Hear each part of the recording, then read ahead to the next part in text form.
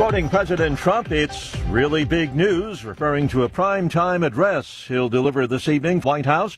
The president says the news doesn't get bigger. The speech to focus at least in part on election integrity. The president has long insisted he won the 2020 presidential race. This comes even though the very people Mr. Trump appointed to oversee it say the vote count was accurate and he lost.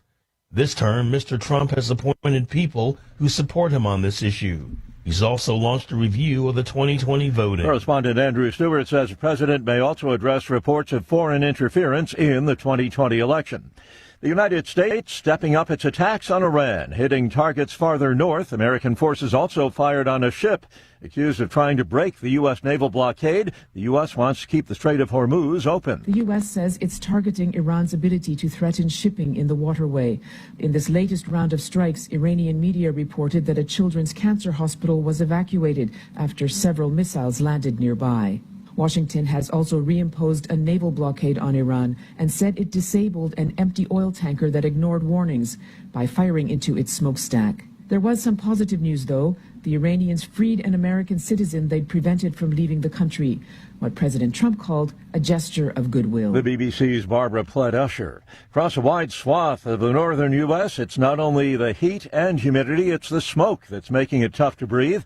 Close to 200 wildfires in Canada are making for a smoky haze in the air on this side of the border. There have been dozens of high water rescues across parts of south central Texas, swamped by days of torrential rains.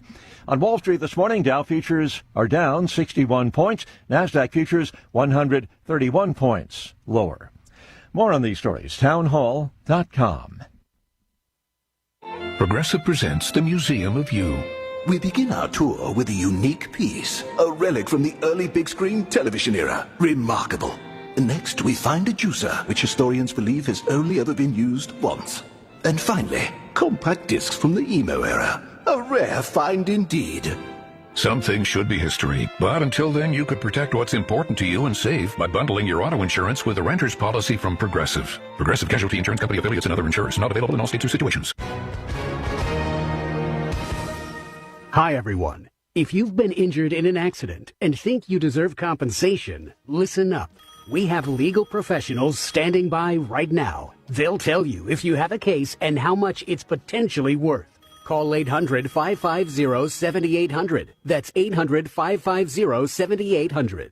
Call now to find out how much your case could be worth. Advertisement sponsored by Legal Help Center. May not be available in all states. Not available in California.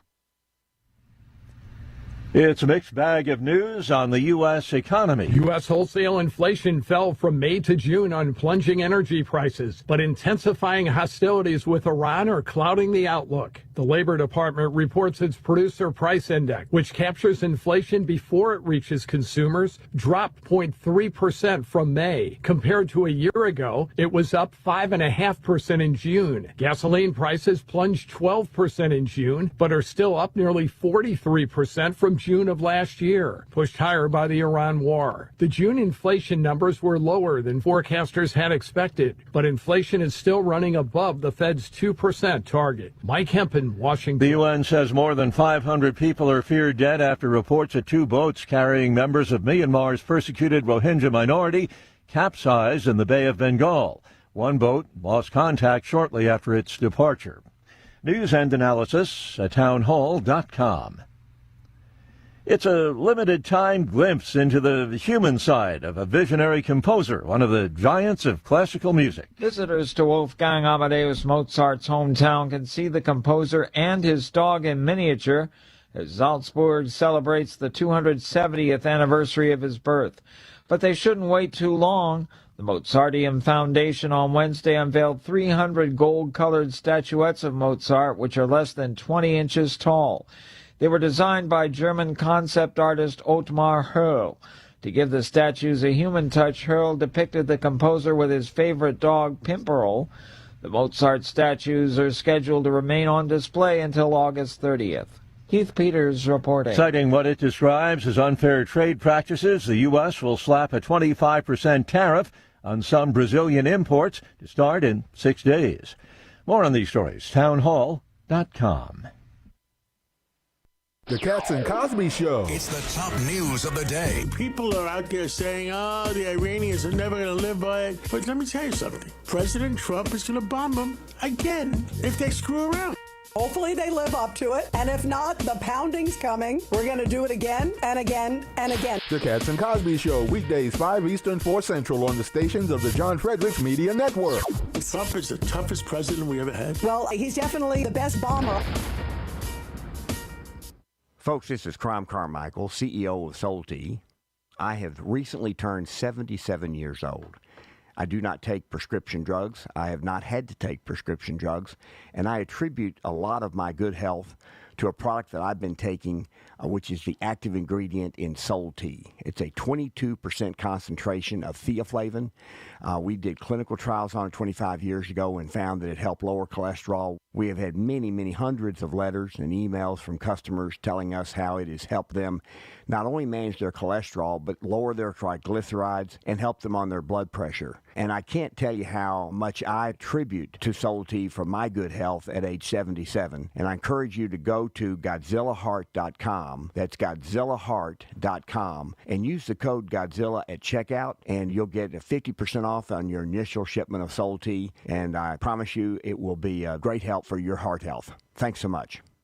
Washington is wasting $500 million every year on a federal supervision system that doesn't work. Probation officers are overwhelmed. Resources are going to people who pose zero threat, while actual dangerous individuals slip through the cracks. The Safer Supervision Act stops the waste and refocuses every dollar on protecting families from harm. President Trump's own pollster found about 80% of Trump voters want this fixed. It's time for Congress to get this done. Stop the waste. Protect our communities. Visit safersupervision.com. Paid for by the Reform Action Fund. The J. Fred Media Menu, now serving hot takes of Rob Carson. I want to talk a little bit about this transgender Canadian shooter. This is a tragedy, but I'm telling you, it doesn't help to avoid, because you're afraid of offending, the massive signs that this kid was going to do something. We are finally, I think, getting back to the fact we can say that boys who think they're girls, maybe there's something wrong. The Rob Carson Show, weekdays noon Eastern, 11 a.m. Central on J. Fred's Media Network. Lifestyles Unlimited is a real estate education group that gives you the roadmap and resources to start building income through real estate. You'll learn practical strategies for using investment properties to create extra income and make informed decisions, one step at a time. Join today for just $297. That's a 60% savings off the regular price of our real estate education program. Text RADIO to 88007. That's RADIO to 88007. Presented by Lifestyles Unlimited. In 2008, the amount of concentrated time people could spend on a task without becoming distracted was 12 seconds. 5 years later, it was only 8 seconds, 1 second less than a goldfish. If you're often distracted or have trouble recalling information, you're likely to fall behind in the demanding, fast-paced 21st century. In other words, brain performance is more critical now than ever. Boost your brain power with Healthy Cells Focus Plus Recall. Science-backed nootropics to help you sharpen focus, concentrate longer, enhance recall, improve mental speed, learn rapidly, and be more alert. It's a pill-free brain supplement made with maximum absorption ingestible gel technology, designed to feed your brain at the cellular level. Take it for a test drive. Go to healthycell.com and use code GODZILLA for 20% off your first order of Focus Plus Recall. That's healthycell.com, code GODZILLA for 20% off.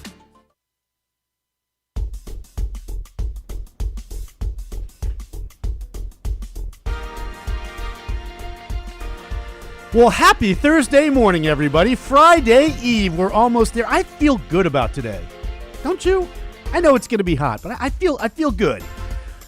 You're listening to the John Fredericks Media Network. I'm Dan Hobgood. Time for a look at, among other things, weather and sports. We'll start as we always do with where I am in Richmond, Virginia. High today in the River City of 97, a low this evening of 75. Right now the temperature in RVA, 71 degrees. Moving on to D.C., going to see a high today in D.C., even hotter, 98. A low this evening of 74 with spotty storms. Right now the temperature in D.C. already 82 degrees. That is a network high. Woo! In Atlanta, going to see a high today of 88 with afternoon storms. A low tonight of 72 with passing showers. Right now, the temperature in Georgia, 75 degrees. Nashville, you're looking at a high today of 89, a low of 73, and if I quote AccuWeather correctly, going to be rather humid. Rather humid. Right now, the temperature in Middle Tennessee, 74 degrees. Philadelphia, high today of 95, a low this evening of 76. Right now, the temperature in the city of brotherly love, already 80 degrees. Morgantown, high today of 92, a low of Mario Lemieux, 66. Going to be stormy. Right now, the temperature in By God, West Virginia, 74 degrees. Last but not least, my Yinzers in the 412, Pittsburgh.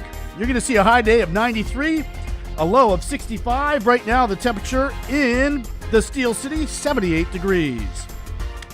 Argentina reminds England that it's not as totalitarian as it thinks it is, mounting a furious comeback to advance to the Communist Classic final. The World Cup final.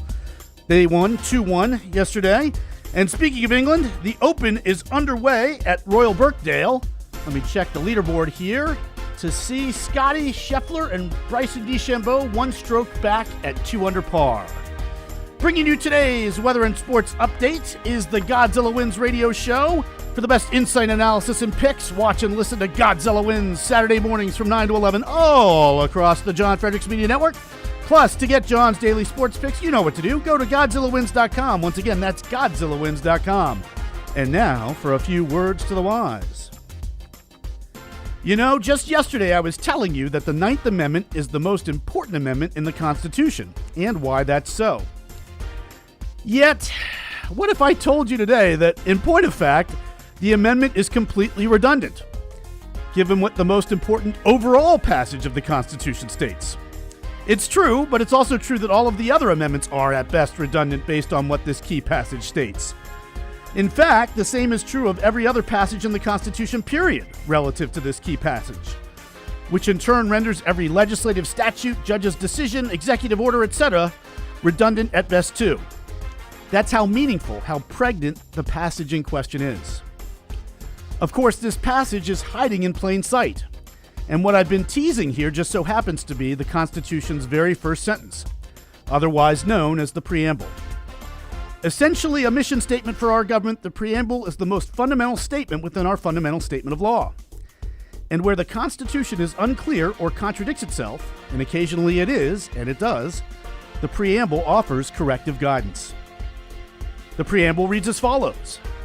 We, the people of the United States, in order to form a more perfect union, establish justice, ensure domestic tranquility, provide for the common defense, promote the general welfare, and secure the blessings of liberty to ourselves and our posterity, do ordain and establish this Constitution for the United States of America. Among the objectives in this sentence, we find 3 concrete political concepts: justice, tranquility, and liberty. Liberty is what somebody has when others don't restrain him from acting according to his judgment. Tranquility is what would result if nobody restrained anyone else from acting according to his judgment.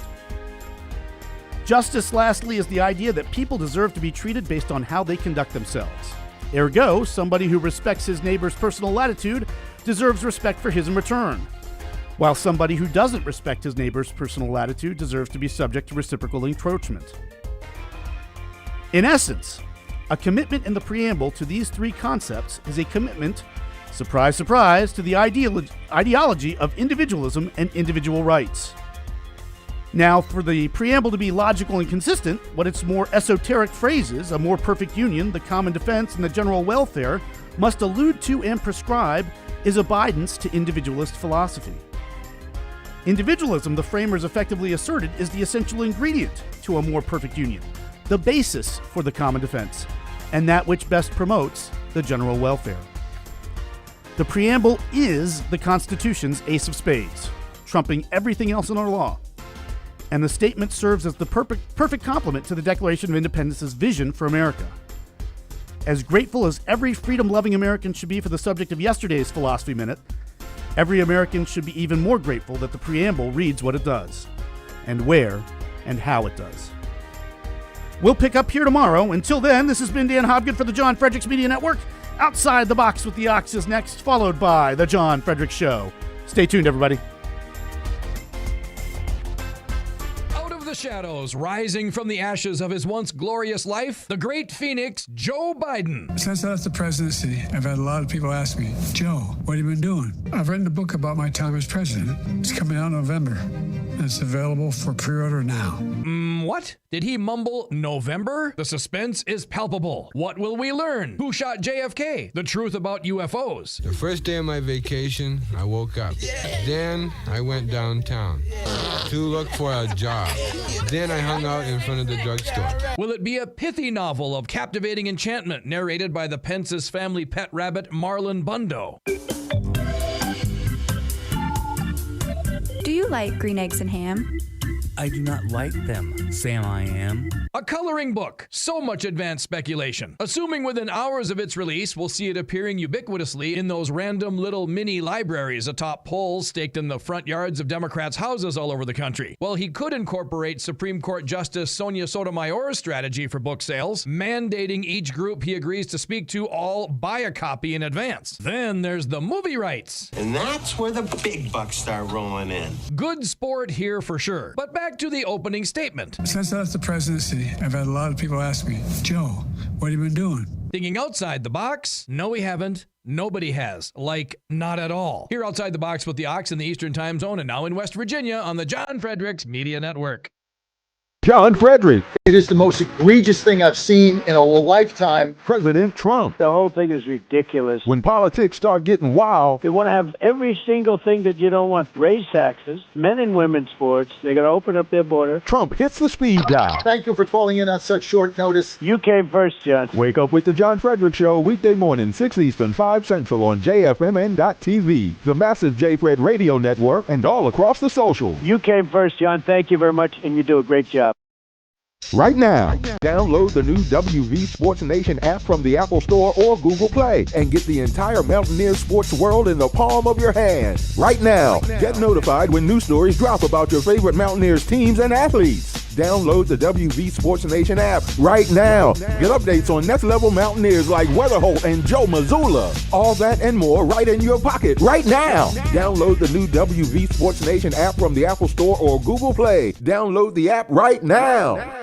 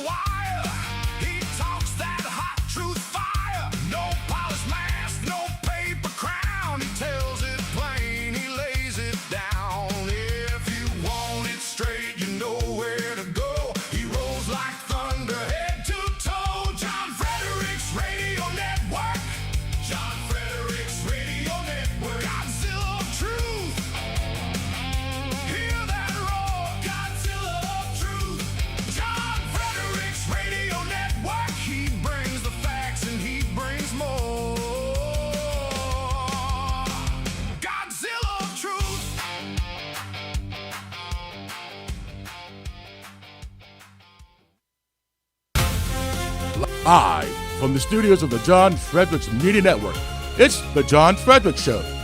Grab yourself a cup of 1775 coffee, sit back, and get ready for the best 4 hours of talk in the universe. To be part of the show, just call our toll-free number, 888-480-5646. And now, here's the Godzilla of Truth, the Oracle of the Deplorables, the man about whom John Stamos once said, now there's a good-looking dude, John Fredericks.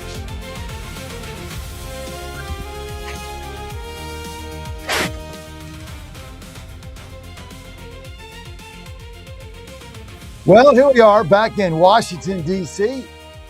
I'm your Godzilla of the truth in America, your Oracle of the Deplorables. I want to thank everybody for being with us today.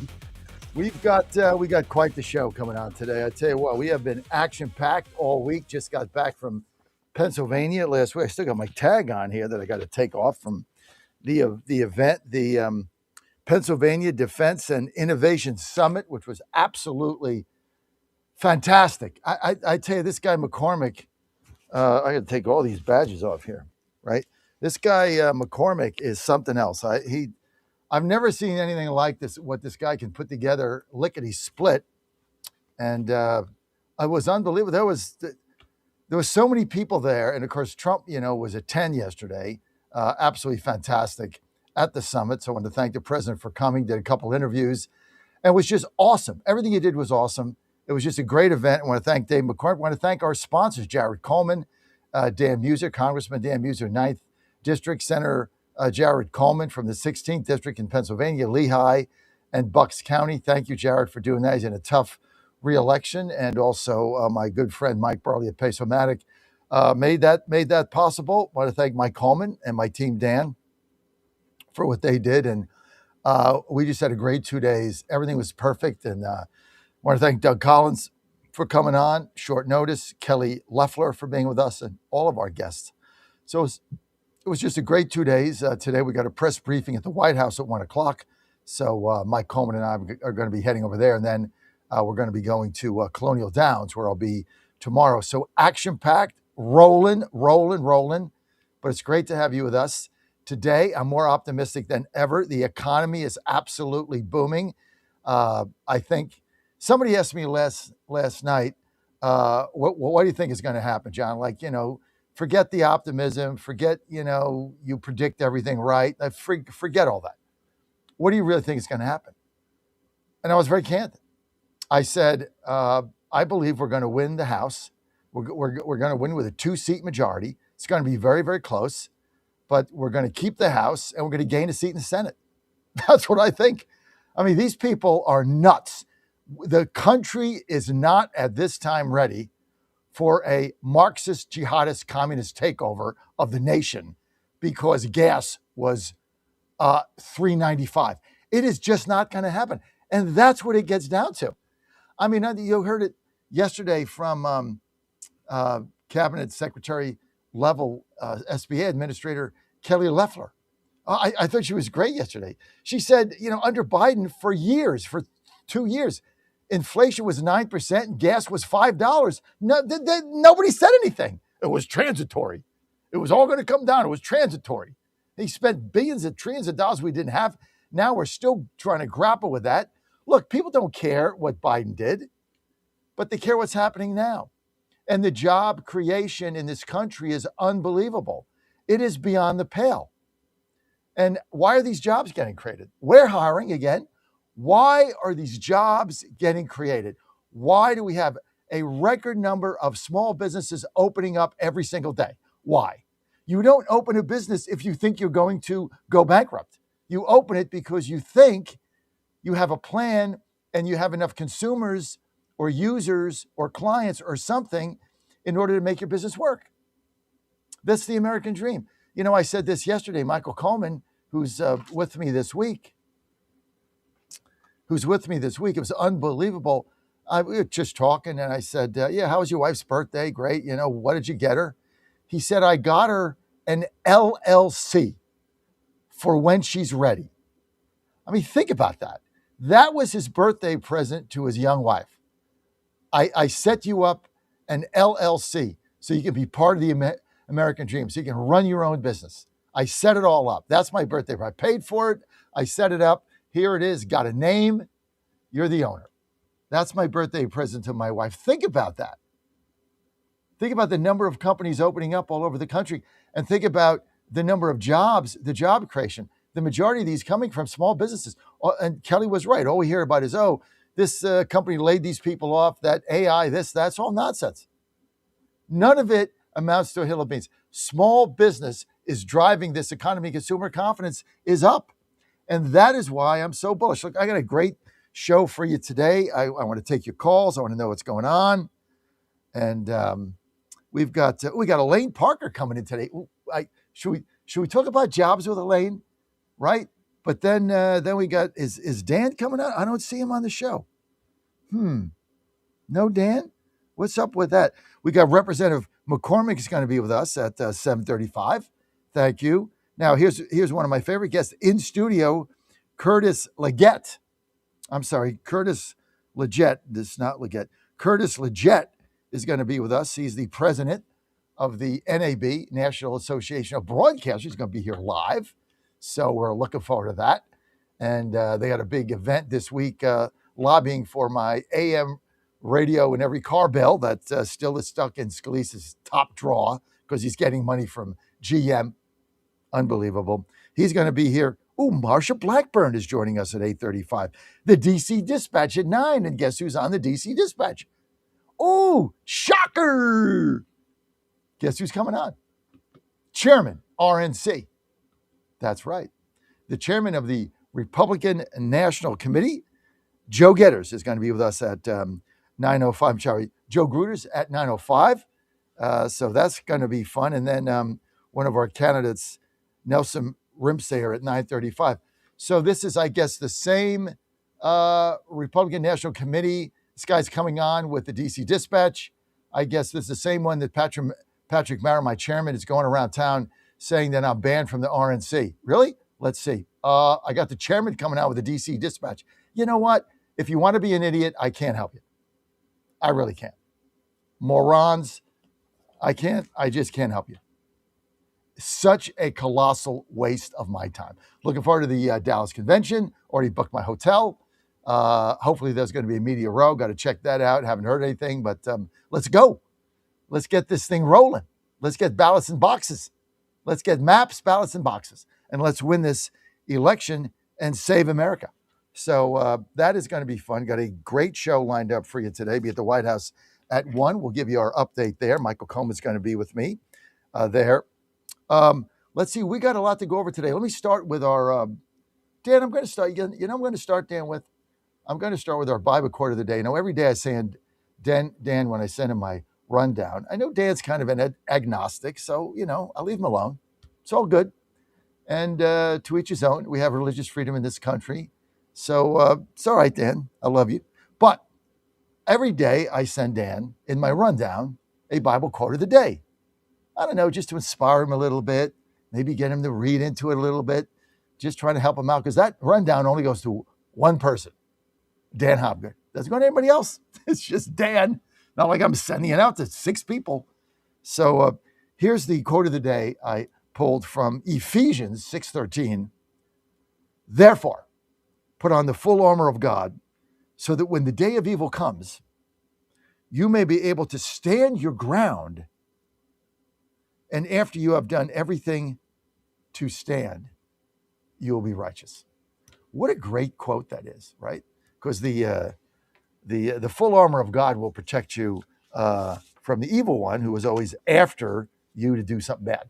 It's kind of the lifelong battle of good and evil since he got tossed out of heaven on his ear. Okay, this is interesting. Corey Compattori's widow, remember him, the rapid response fellow, I think it was a fireman, he got shot in Butler, Pennsylvania. He was the one that died, left his family, left his wife a widow. Now, here's what she says yesterday. She says that Thomas Crooks, she believed, that's the guy that shot him, that after he missed, the Secret Service sharpshooter blew his head clear off. A lot of people have questions about this. We've never really been told the full story of who this guy is and why, when they went to his apartment, it was swept clean and it was pristine and there was not a fingerprint to be found. Odd, don't you think? Coincidence, I'm sure. But here's the widow saying that I believe that he had some help from somebody inside the government. It's just her opinion, allegedly. Cut 1. Let's hear what Corey's widow has to say. None of this was fake. I'm tired of hearing that. It was not fake that day. President Trump got shot. Unfortunately, he got killed. And I don't want anybody to forget that. And I was looking right in his eyes when it happened. So I don't want people to forget that. and that we struggle every day. Still. Because we don't have answers. Looking back on that day in Butler, what do you think the Secret Service got most wrong? Everything. They didn't pick up the radios. They had no communication. They had no communication with the outside. None. I read in that report that there were 102 calls, radio transmissions that were missed. Yep. It says, instead, we found that Secret Service received only 5 phone calls and 3 text messages about crooks. So they're admitting they got 5 calls and texts and they didn't do anything. But what's your reaction? My reaction is why? Why? Why wouldn't you have reacted from one? I mean, if they would have held him back off that stage and not let him go, I wouldn't be sitting here with you today. Crooks himself remains shrouded in mystery. Authorities still haven't publicly identified a motive for his attempted assassination of President Trump. You've expressed belief that the gunman, Thomas Crooks, didn't act alone. I don't believe there was another shooter there, but I believe that he was working with somebody. I believe it was an inside job inside the government somewhere. And this was political? Oh, yeah. Political. Absolutely. Yep. Have you seen evidence to that? Oh, I've been told things, but I've had something that happened with me that just afterwards, and you're starting to put the pieces together, it just made total sense. What will help give you closure? When the people who put this all together that day are caught and it comes out. So if you had a message for President Trump, what would it be? Just to don't forget us and remember what we went through that day. You know, we're still here and we need answers. Helen Comparator says it was a year before the Secret Service actually reached out to her. The questions that she did ask, she says they didn't answer them fully, and she's now pleading, reaching out to President Trump, hoping that he will intervene, apply pressure, so she can get answers as to what happened here and why. His rules in order to enter his heavenly home. I'm Susie Kelly, and I am passionately Catholic. Now more than ever, it's imperative to support companies that share our conservative values. That's why I can't be more excited to tell you that I've switched my family to Patriot Mobile. Patriot Mobile is America's only Christian conservative wireless provider. When you switch to Patriot Mobile, you shift your support away from the leftist, woke, progressive agendas of Big Mobile. Patriot Mobile's wireless service works perfectly and seamlessly as you go about your lives with exceptional nationwide coverage that uses the same towers the main carriers use. Patriot Mobile donates a portion of every dollar earned to causes you care about, to organizations that fight for religious freedom, First and Second Amendments, sanctity of life, and the needs of veterans and first responders. Patriot Mobile has plans to fit any budget, along with great discounts for our veterans and first responder heroes, as well as multi-line users. Switching is easy. Just go to patriotmobile.com/Godzilla or call their U.S.-based customer service team, 972-PATRIOT. That's 972-728-7468. Use offer code Godzilla for free activation. When you're learning something new, experience matters. At Lifestyles Unlimited, we've spent over 30 years teaching people how real estate investing works and how to build income with a clear, step-by-step strategy. Our program is designed to help you learn what to do, why it works, and how to take action at your own pace. Join today for just $297, a 60% savings off the regular price. Text radio to 88007. That's RADIO to 88007. Presented by Lifestyles Unlimited. Washington is wasting $500 million every year on a federal supervision system that doesn't work. Probation officers are overwhelmed. Resources are going to people who pose zero threat, while actual dangerous individuals slip through the cracks. The Safer Supervision Act stops the waste and refocuses every dollar on protecting families from harm. President Trump's own pollster found about 80% of Trump voters want this fixed. It's time for Congress to get this done. Stop the waste. Protect our communities. Visit safersupervision.com. Paid for by the Reform Action Fund. And they're off. This summer, the Thunder returns to Colonial Downs Racetrack. Live thoroughbred racing June 25th through September 7th. Feel the excitement. Hear the roar of the crowd. Experience Virginia's premier horse racing destination every Thursday through Sunday all summer long. Bring the whole family for Family Fun Sundays, packed with activities for all ages. Parking? Free. General admission? Free. Memories? Priceless. Make Colonial Downs Racetrack your new summer fun time tradition. Get tickets and race day info now at colonialdowns.com. The Cats and Cosby Show. It's the top news of the day. People are out there saying, oh, the Iranians are never going to live by it. But let me tell you something. President Trump is going to bomb them again if they screw around.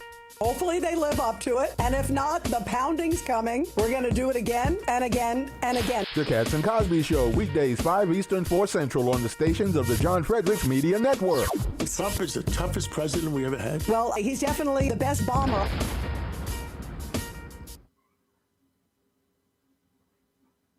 Stop. Really? Is that the first question? We won the game 20-10. Try another question. We played the game to win the game. All right. How about third down then? What is going on with third down? It's one game. Last game, we were great on third down. You're looking at this from the wrong perspective. LSU won the football game. Won the game. I don't know what you want from me. What do you want? You want us to win 70-0 against Florida to keep you happy? No, I think people want to know why you can't run the ball, quite honestly. We can run the ball. Did you see the last play of the game? That's all you need. You just need one. There's a ridiculous questions. You know what? You're spoiled. You're spoiled. This team is 17-1 at night. 17-1. Give them some respect. Don't touch that dial. You found your home of the truth. Do you solemnly swear to tell the truth, whole truth, and nothing but the truth? With the best analysis in America. You can't handle the truth. And now back to the John Fredericks Show. Back here live at the Waterfront Village with my friend, the zombie, Jonathan. You're looking good. Jonathan just got an awesome face paint job. What do you think? I like turtles. All right. You're a great zombie. And I don't care how many times you play that in a day. I laugh at it every time. Mike and I were playing in the car in a loop going back from DC. I like turtles. As a Terps fan, that is like we play that. I think I told you guys this. They play that over the loudspeaker at the home Maryland games when we have guys on base. I mean, it's really funny, and I didn't know where it really came from, and what makes that clip so great, Dan, is that it had nothing to do with the zombie, the face makeup, the question, the interview. It had nothing to do with anything. It's just like this out of the babes of mouths, right? I like turtles. No, it's a total non sequitur. You're right. That's why it's so funny. It's so funny. Like it had nothing to do with anything. And that's why it's absolutely hilarious. Along with you played at the 7 o'clock break. You got to play.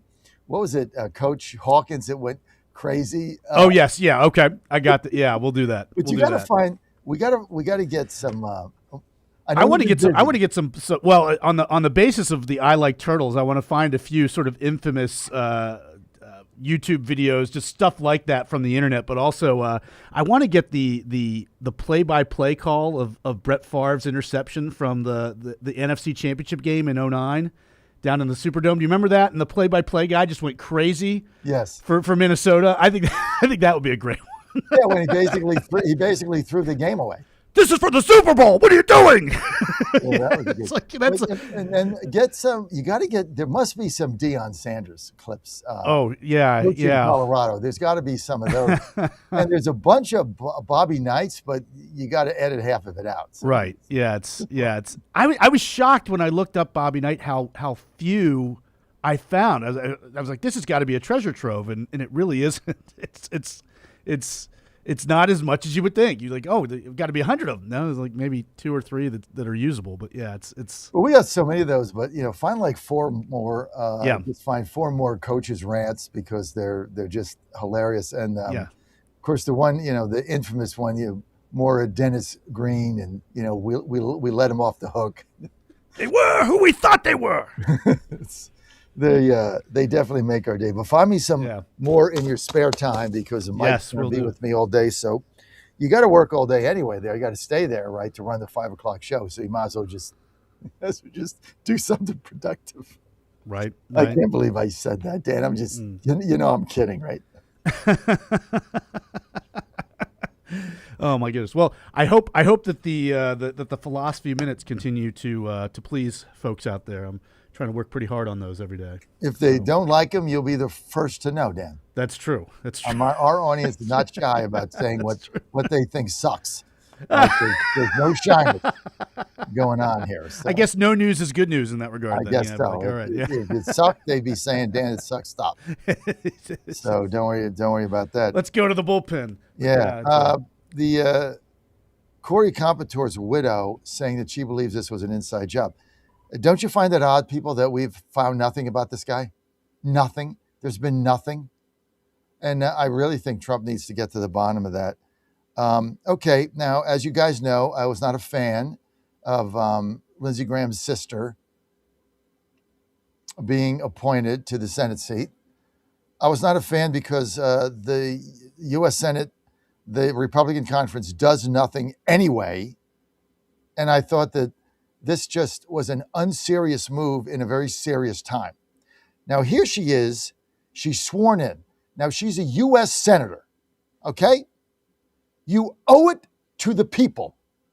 You owe it to Republicans. You owe it to South Carolinians. You owe it to the country. You owe it to the conference to tell us where you stand. First question, nothing. Let's go to 2. Let's take a listen to Lindsey Graham's sister declining to answer a question about supporting the SAVE Act, just like I said. Why? You know what, Dan? Why am I always ahead of the curve? Why was I, when everybody was saying, oh, it's so nice, I was saying, it's silly. It's unserious.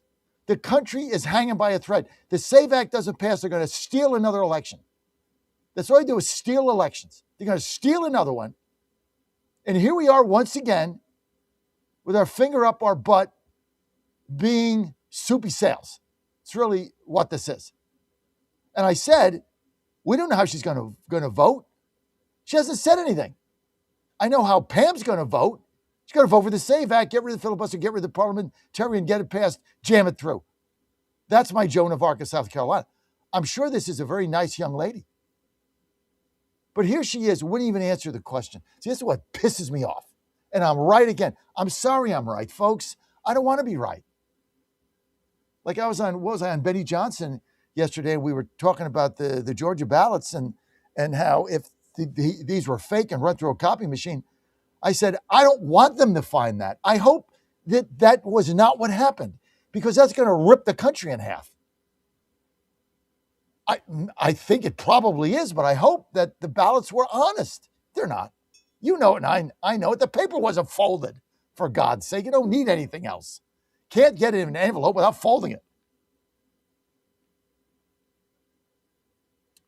Cut 2. Roll it.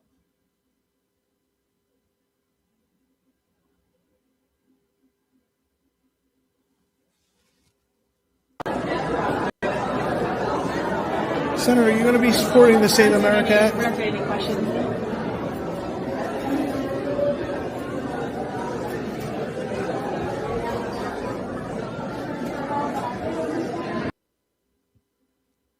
I'm not going to be answering any questions. Then why the hell are you there? Why are you there if you're not going to answer a question? Why are we treated like dirt by these Republicans in the Senate? Like, why are we just kicked to the curb? All of us. MAGA, totally. I'm not here to answer questions. Well, what in God's name are you there for? Oh, I'm going to keep his seat warm. tribute. I don't want a tribute. I want to win. I don't want a tribute. I want the SAVE Act passed. I don't want a tribute. I don't want the Democrats to cheat. I don't want a tribute. I don't need a tribute. I got enough tributes. I want victories. I want ballots in boxes. I want to win. You're trying to save the country. Oh, I'm not here to answer questions. Well, then why are you there? Don't you think we deserve answers? You're a U.S. senator that you got appointed. Don't you think we deserve answers? This is, let me just run this down and I'm on a rant. This is how little they think of you. This is how little regard they have for MAGA, for our movement, for conservatives, for any of us out there getting up at 3:45 every day, listening to me, whatever you guys are doing, knocking on doors. This is the lack of respect that they have for you. I'm not here to answer questions. Go away. Well, then why the hell are you there? You are responsible to us. This whole entitlement thing going on in the Senate. The hell do people think they are? Senator this and Senator that, and you don't do crap. Can't pass anything, won't do anything, hide behind filibusters, hide behind parliamentarians, cowards, do nothing, get nothing done. I'm not here to answer questions. Let that brand into your brain. This is how little they think of us. We're not worthy of asking a question about a U.S. senator who's a Republican, who got appointed to a Republican seat, and I am sorry about your brother. I'm sorry about your grief. I'm sorry for your loss. You took this job, you could have said no. You know what? It's not for me. I want to mourn. Hey, fine. Now you're up there prancing around U.S. Senator. I'm not here to answer questions. Really? Really? What are you there for? Why are you there? Go back to your family in South Carolina. Let's put somebody in there who is there to answer questions like Pam Evan. Or somebody. I put Nancy Mason there. She'll answer a question. I'm not here to answer your questions. The hell do you think you are? This is the fundamental problem. No accountability back to the people, back to MAGA, back to anything. No accountability. Unbelievable. Vic, Florida, line 2. Vic, I'm a little fired up. Go ahead. Good morning. Yes, Good sir. morning, John. Good morning. John, you woke me up this morning. You woke me up this morning, John. John, last week, I want to thank you for giving me the privilege of speaking to Dr. Phil Klein of Liberty University.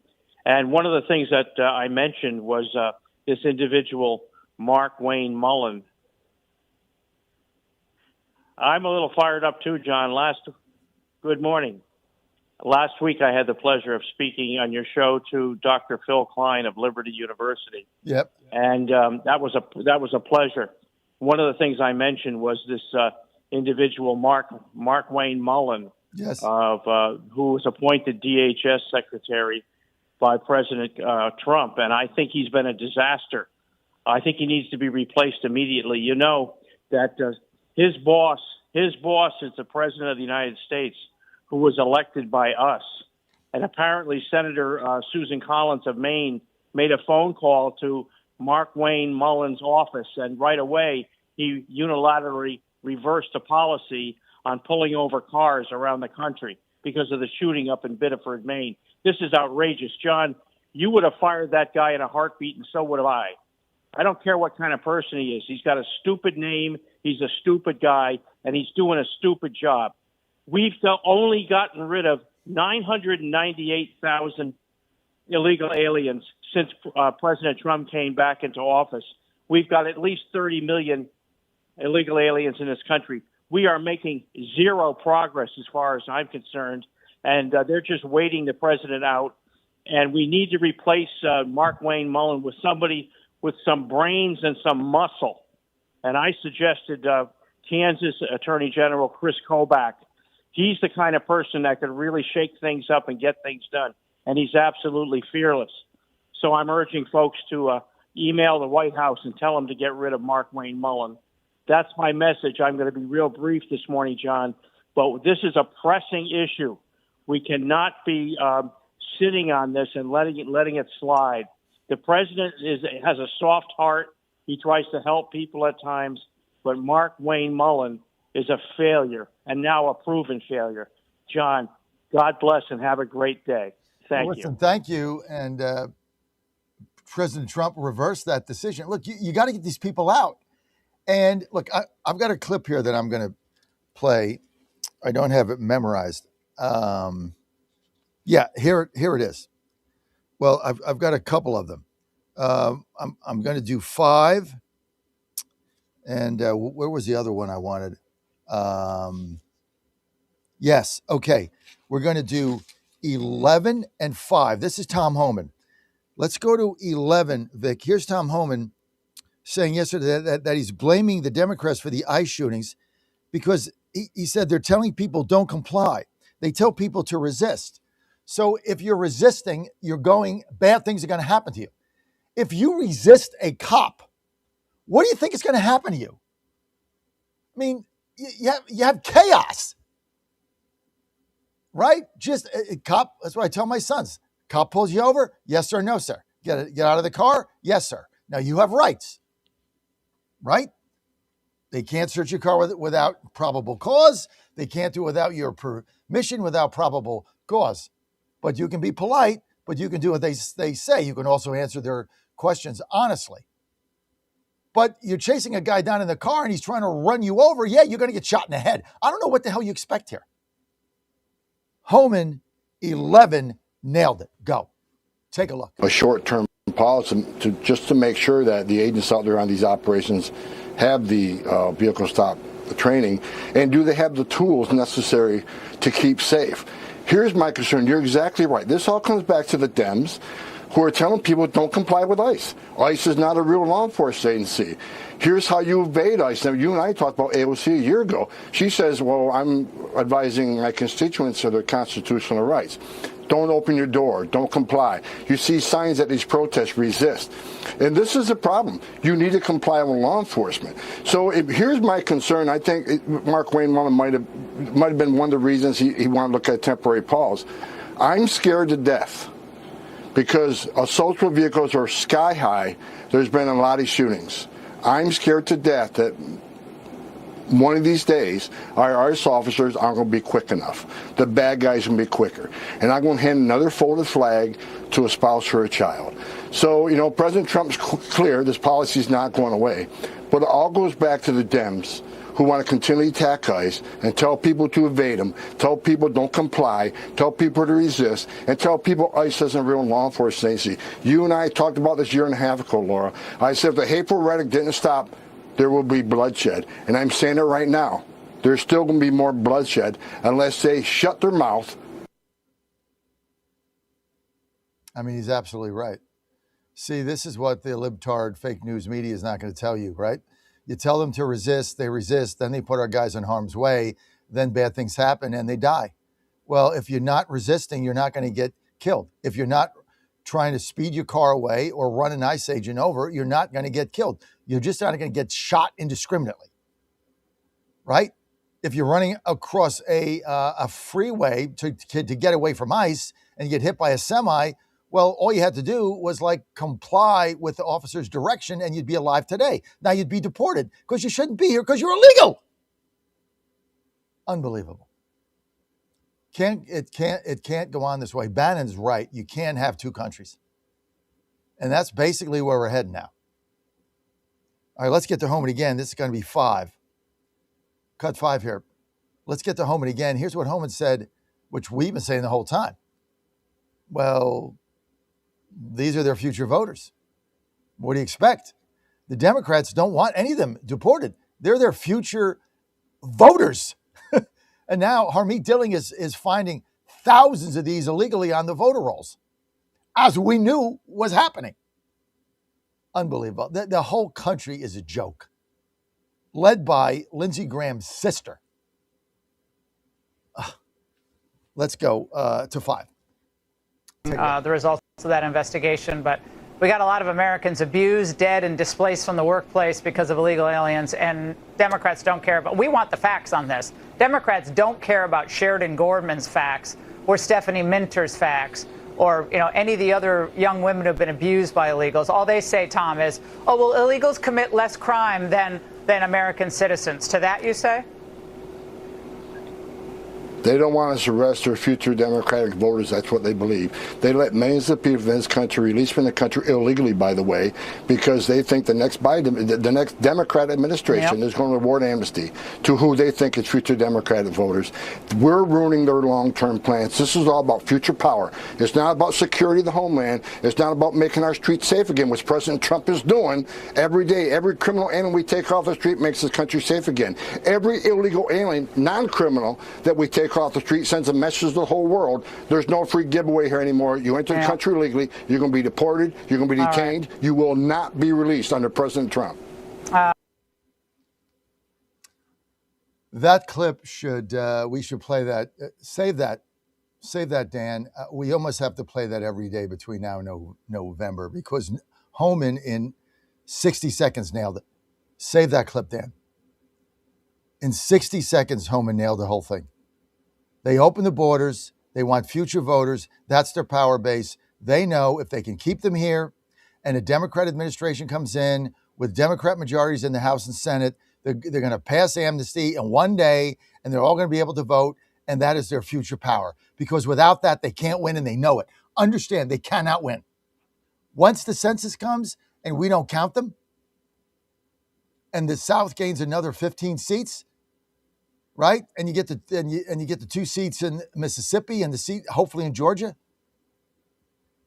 It's over. They'll never win again. I said this months ago. They got one shot. They'll never win again, ever. That's why they're desperate. The whole thing now is desperation. Their long-term power, they've got a 2-year window. Because once the census comes, and we get more new maps, and we get another 15 seats that go from blue to red based on population movement, 10, 15 seats, boom, done. This is why they're freaked out. This is why the fake news is on overdrive. I've been telling you for some time. All right, let's get to Steve in Virginia, line 1. Steve, you're live. You got two and a half minutes. Go. Okay, thank you very much for taking my call, Chairman Fredericks. Thank you. I want to tell you that about Butler, there's been a number of things that I've heard since this incident happened. And one of the most important things was that was not a Secret Service detail that was there with President Trump that day. There was a replacement detail given to him from the Department of Homeland Security because Joe Biden's wife, Dr. Jill Biden, decided to have some outing or whatever, so she needed the Secret Service detail reassigned to her that day. The other issue is that CNN covered the fact that there were 3 different, they did an audio analysis, and there were 3 different shots or 3 different guns that were fired that day. Okay, and the other thing is that it's come out within the last 6 months, I think, that Thomas Crooks happened to have some kind of a furry fetish too, so chalk that up to another weirdness of the whole situation. But really quickly, people who went to the firing range with him, he went with his father and other people, the other people said he was a horrible shot. And so if you look at where he was on the roof, his shots fell short and went into the crowd and actually killed that gentleman of the life that you were just, playing that clip about. And there is a lot of, theories that there was a professional marksman actually up on that water tower. And and if you look at the angles, his shots, Thomas Crook's shots, could not have hit President Trump's ear to begin with. So, yeah, there's a whole lot of stuff that's never been explained. Sounds like the grassy knoll. Yeah, but what's being done about it? That's the biggest question. Why are we not what getting gets answers? done about anything in this country? Nothing. Shocker. Haven't heard a peep out of anybody about this guy. Hey, Steve, thanks. Steve in Virginia, thank you. Elaine Parker coming up next. Then we got Representative Rich McCormick all coming up right here on the John Trucks Media Network. Stay with us. Sportsman. Breaking news this hour from Town Hall. I'm Rich Thomason. Tightening the screws on Iran, the U.S. stepping up airstrikes on the Islamic Republic as control of the Strait of Hormuz remains key to the dispute between Washington and Tehran. The American military struck multiple sites, hitting targets farther north as well as areas around the capital, Tehran, and firing into a ship accused of trying to break the U.S. naval blockade. Iran again retaliating with missile and drone fire targeting Bahrain and Kuwait.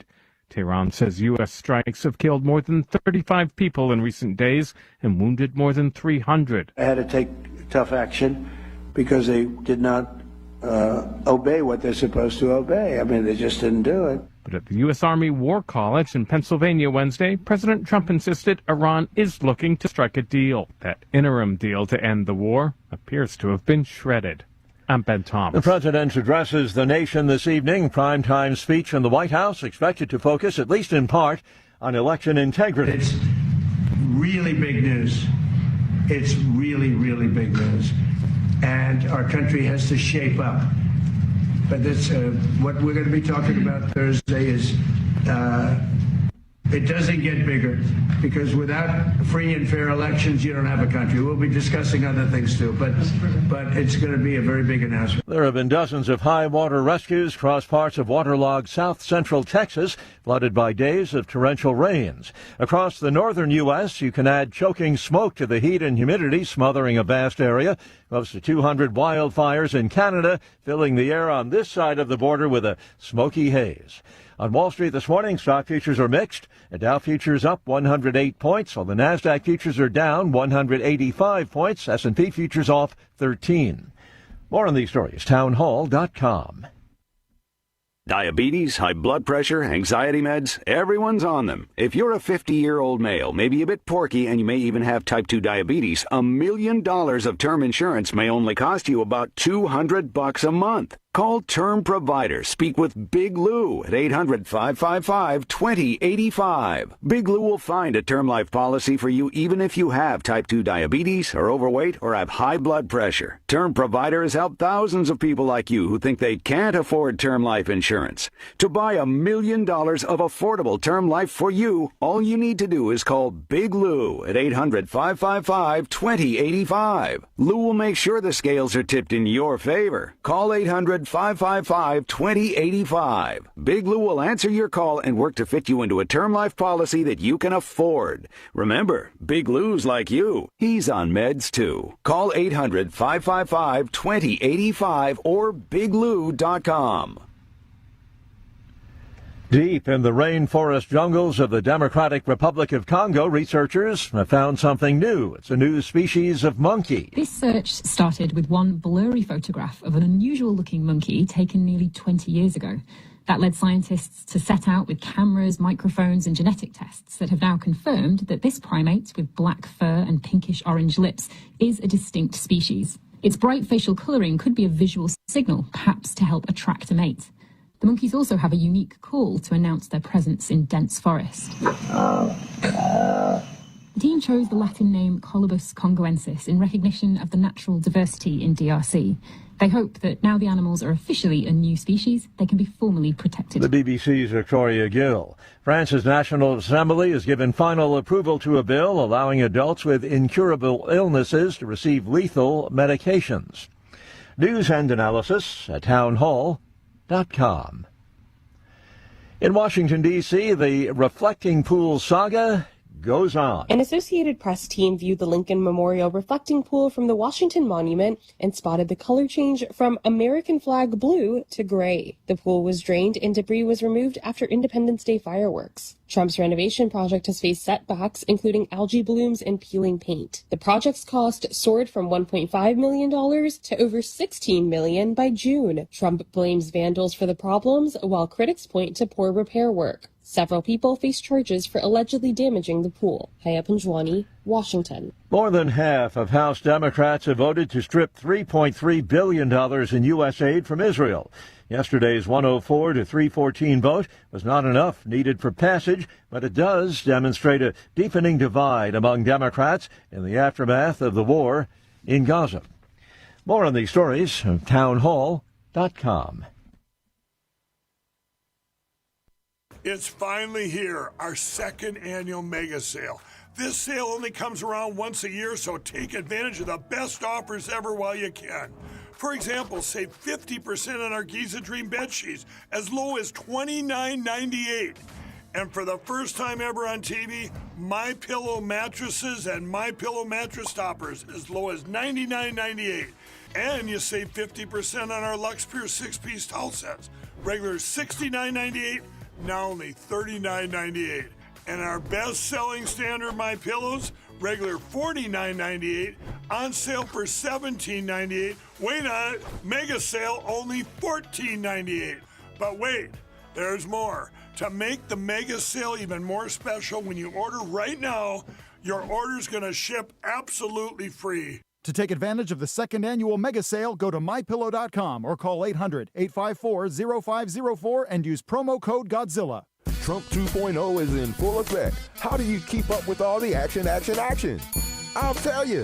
TrumpNationNews.com is your inside source for the inside scoop. Manufacturing, jobs, deportations, and the nation's rejuvenation. The first 100 days and beyond. All the news you need and no liberal gibberish. It's the perfect way to start your day. Sign up for the TNN newsletter. Do it today. TrumpNationNews.com. TrumpNationNews.com. Part of the John Fredericks Media Network. All right, folks, I need you to do something right now. Go to johnfredericksradio.com and take our brand new 2028 Republican presidential straw poll. Who do you want leading the ticket? Don't let the elites decide. Make your voice heard. While you're there, weigh in on two huge issues: eminent domain reform and President Trump's tariff policies. Are they protecting American workers or hurting growth?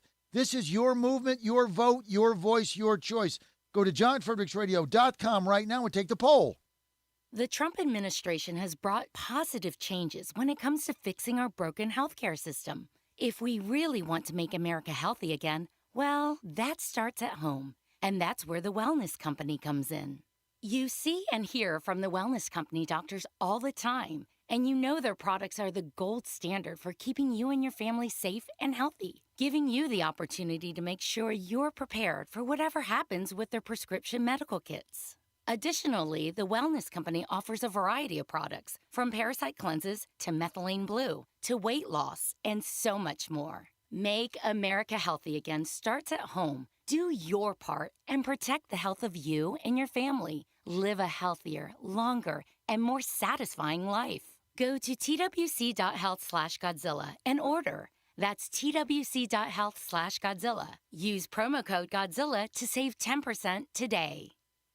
Hey folks, Al Green here for SatPhone. When you're on the go, you want to know you're connected. If it's a family vacation or an off-the-grid escape to a remote destination, having reliable communication helps you feel safe and secure. You can't afford to find yourself in a dead zone. That's why you need SatPhone. SatPhones are reliable, durable, and give you global coverage. If you can get outside, you can get in touch. It's that simple. Make calls from your SatPhone to any regular cell phone in the United States. The phones are a $1,500 value, but you can get yours free. Just sign up for a 15-month plan, $94.95 a month. Get 150 minutes monthly that roll to the next month. Go 3 months without using them, that's fine. Yes, 3 months, 450 minutes, all yours. Visit SAT123.com or call 855-980-5830. SAT123.com, 855-980-5830. Get surety and security with your sat phone. Call now.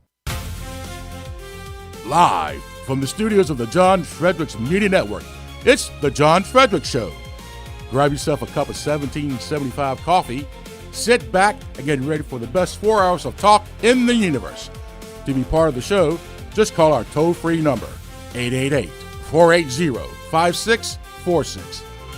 And now, here's the Godzilla of Truth, the Oracle of the Deplorables, the man who loves the smell of napalm in the morning, John Fredericks. Some guys might decide that it's a little too tough, or it's a little too hard, it's a little too demanding. I'll give you a little example.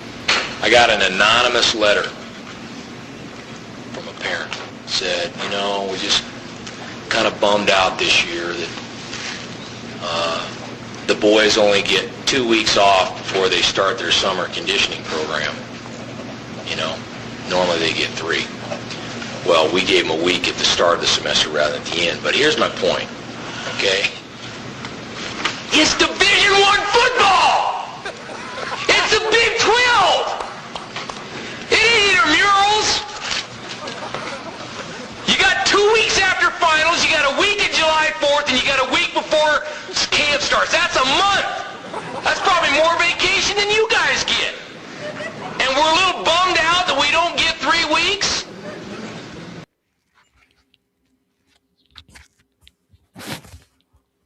Absolute classic. I tell you what about another classic is I'm such a fan of Patriot Mobile and Glenn Story and what these guys are doing. It's really been phenomenal what they have. They got so many specials going on. I mean, I run my company off phones. Mike drove back from Pennsylvania yesterday. It's about a 2.5 hour drive back to DC. I got in the car. I got on the phone. 2.5 hours. 5 phones, 6, 7, 8 phone calls. I hung up. I got all the phones going. I'm running the company. Even Mike's got 2 phones because one of the phones, he runs everything remotely. So he's got a separate phone for that. You got to get phones. And all my phones are Patriot Mobile. Like, I can't be paying $100 a phone. Who's got that money? So I pay like $49 a phone. I get great service. They answer the phone. I get a problem, it's solved. I get great coverage where no one else has it. It flips between whatever 2 channels I want. I got Verizon and AT&T. I mean, this is the greatest deal in history. I'm not locked into anybody, and I've always got bars. I'm always connected, and I'm always there. And the service is phenomenal. And with promo code Godzilla, you get 2 for 1, 2 carriers for the price of 1. You get free activation, $35. I mean, I don't know what carrier you've got right now, but I mean, when that contract ends, or if you can get out of it, Patriot Mobile is just a great deal. And a portion of whatever they make goes to Christian conservative causes. These are great people, and they have a great company, and their service is phenomenal. And all I know is I can call 972-PATRIOT, and somebody in Dallas that speaks English answers the phone. That is really what this thing is about.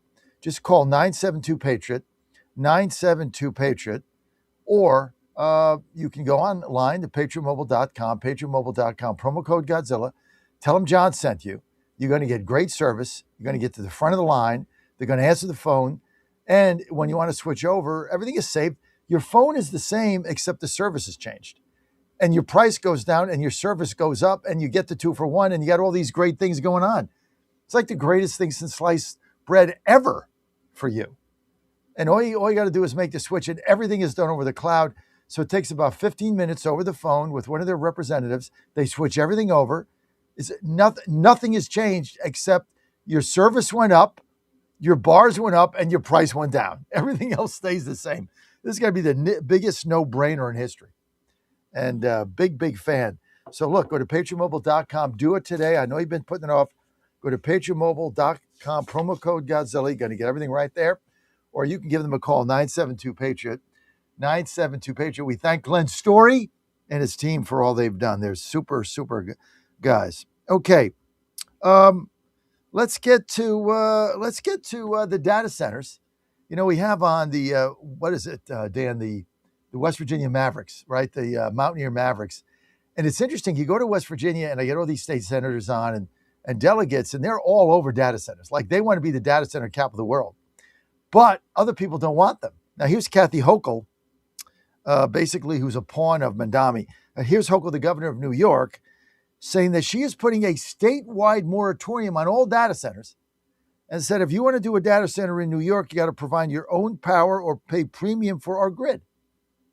So, and I'm not criticizing this, okay? I'm not, because a lot of people don't want them in their area and they are sucking the energy out of the grid. So I'm not criticizing it.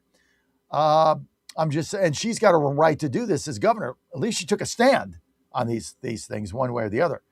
So either way, I think it's pretty interesting. But let's get to Hochul here saying no data centers in New York unless you pay everything that it cost us, which is not a bad position to take, as much as she is a libtard. Go ahead, 3, Hochul. Knowledge that I can only do my job in an effective way if I'm listening to the people and what they want. And they have had it with these data centers coming in and encroaching in their communities. As you said, there's a lot of pressure and a lot of small communities that don't really know how to negotiate, so they're not getting the best deal. And, the drain on the energy, which is already so strained in our state. I'm working hard to find new energy sources, all the above. I have to build more capacity for existing businesses and everyday New Yorkers whose utility bills are off the charts. And to have these big companies come in, one company at 50 megawatts, that's the equivalent of powering 50,000 homes with just one company. So I had to step back and say, we need to pause here. We are the first in the nation to have a statewide moratorium on the issuance of permits to allow these projects to go forward. And what this is going to do is allow us to have a list for local communities. If you want them to come to your community, that is a community's choice. But what we need to do is, here's a whole list of things you should be asking for. And I'm also demanding that you come here, you have to provide your own power or pay a premium into our grid. You're not going to make ratepayers pay more. You're also going to contribute to a larger grid resiliency fund that I'm starting up with the proceeds, because I need to reinforce our entire grid and expand it. Also, you should not be getting tax breaks. New Yorkers pay enough. They don't think their hard-earned taxpayer dollars should be given to you. You should be able to avoid paying these taxes yourself while the rest of us are paying our full freight. So I've come up with this strategy. I've also got a year to work on it. We're going to get the right answer. I said, New York State, we like being first, but in this case, I'm going to be the first state to get it right. And that's why this is so important to me, to say what our values are, who we're fighting for, and your success in New York. If someone comes to New York, we want you to be successful, but others have to be successful as well. You're not going to build your future while jeopardizing and sacrificing the future of others in a community, especially, again, these smaller communities where they seem to be preying on the locals and just kind of forcing their way in the door. It is very intimidating. And I've been in local official in a small town, and I know what that's like. And so I'm going to be. Well, I got to say, I agree with her. I agree with everything she said. And she's got this right, and she's taking the leadership as the governor. I don't have a position on, data centers in my town. I live in Washington, D.C., so it doesn't really affect me. But she's got a right to do this. And I don't have a quarrel with it. And I think this is the most succinct I've ever seen this lady. It's like, hey, you want to come in and build a data center? It's up to the local community, but I'm putting a moratorium on it because here's the questions you need to ask. Because you're sucking our energy, and you got to pay your fair share. And a lot of people don't want them. So until we can figure this out, no, go somewhere else. Go to West Virginia. Makes sense, right? Because let's go where you wanted, not where you're not. Interesting. I thought that was the best Hochul ever, and I commend her for taking that leadership. And that is a winning issue. I don't know what Blakeman's going to do, but that, I'm telling you, that is a winning issue, and very astute, but not political either. Because data centers got a lot of money, they can fund campaigns, etc. But I call balls and strikes. Not a fan of Kathy Hochul's, as you know. She's basically a puppet of Mandami. She's scared to death of the guy. But she stepped out and did her own thing, and I commend her for that. 888-480, John, you want to weigh in? 888-480-5646. Well, We're trying to pass the Defense Authorization Act. The Democrats are voting no. We got our troops in harm's way. Here's Rick Scott, who would like to be the new majority leader when we can oust Thune from Florida. Here's Scott saying the Dems suck. Roll it. Well, we actually got 50 votes for the House version of the Save America Act. Two less votes for the Senate version, which included some other things. Still, that made all the sense in the world. So here's what's fascinating. Republicans, Democrats, Independents all across the country. I was home the last 2 weeks. I talked to people all around my state. They want the Save America Act. The only people that don't are elected Democrats. And elected Democrats don't want it because they want fraud. You saw what happened to Spencer Pratt, where they paid people on Skid Row to vote for Karen Bass. That's what they want. So I think we ought to do exactly what the House is doing. Do everything. Attach it to a spending bill. Attach it to the National Defense Authorization Act. Take pieces of the bill, just like we should vote on. Can we just pass voter ID? Can we just pass, you have to be an American citizen and vote. Whatever we can pass, we ought to do it. So we ought to spend the time. It's the most important issue, not just to the president. It's to people all across this country. And it's a bipartisan, positive issue. So let's get it done. We have to work 7 days a week. Yeah, I really like your idea of, although it's not really novel, working 5 days a week. That sounds good because most of the people you represent work 5 days a week. And this whole August recess thing. I mean, I like August. I take a few days off in August. But an August recess. What a novel idea. Let's go in and work 5 days a week for like a straight month. Hey, but now we got Lindsey Graham's sister up there. She doesn't have to answer your questions. This is the biggest clown car. It's not a serious body. They said, oh, the Senate is a serious body. The House is a mob. No, you're not a serious body. You're putting in sisters of people that won't answer a question. You won't pass a say back. You got 50 votes. You won't do it. Vance won't do it. You know, instead, Vance is running around going on Joe Rogan and the View. And look, I get what Las Vegas is doing. Let's get him out there, flood the zone. You know, here's the bottom line. If it's Vance and 8 other people, Vance is the nominee. If it's Vance and Rubio, Vance can't win. So I don't know what they're going to do. I don't care. I'm focused on right now 26 and MAGA 2.0, regardless of who the nominee is. That's just what I'm focused on. And getting something done, and we can't get anything done. And Scott nailed it, but these people don't do anything. They just won't act. And at the first sign of trouble, they all cave. Like with this ICE thing, with the stopping cars, like they all just fold their tent. They're all scared. Just do what Homan did. If you resist a law officer in the United States, if you resist, nothing good will happen to you. It's like my father always said, nothing good happens after midnight. Go home. Well, 11 o'clock, 12 o'clock, Cinderella, 12:15, go home. If you spend your life when you're out having fun, going home at 12 o'clock, you lead a better life. Nothing good happens at 2 a.m. And he's right. Bless his heart, right? Nothing good happens when you're going to resist the arrest of a law enforcement in the United States of America. Nothing good is going to come out of it. I don't care who you are. Doesn't matter what color skin, where you're from, illegal or not illegal. Nothing good will come out of it. Unbelievable.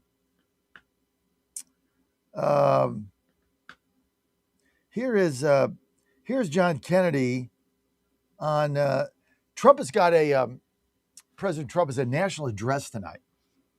Let's get into this a little bit and take some of your calls. President Trump has got a national address. On election integrity. On Fulton County. So I was on the Benny Show yesterday. So here's why this is a must-watch. This has been going on for 6 years. We know that in Fulton County in 2020, that we have a number of affidavits, Bridget Thorne, Susie Voiles. These were serious Republican election officials who had jobs. Serious. And they had affidavits saying that they believed that up to 30,000 ballots were printed in a copy machine on pristine paper that were not folded, that were counted as absentee mail-in ballots with no corresponding envelopes and the same squiggle mark when you checked for Biden. All the same votes, all 30,000 of them, all run through the scanner in the middle of the night. Water main breaks, whatever. Boxes coming out of under your desk, whatever. 6 years later, they're sitting in a warehouse. We still haven't had an audit. We still haven't had a forensic investigation. We still haven't said, there were 200,000 absentee ballots. When you take those 30, are there 200,000 envelopes? Can't match the envelope with the ballot. Can't do that. Are there 30,000 envelopes or 170? Because if there's not 30,000 envelopes, they weren't put in an envelope. Why wasn't the paper folded? Why is it on different paper?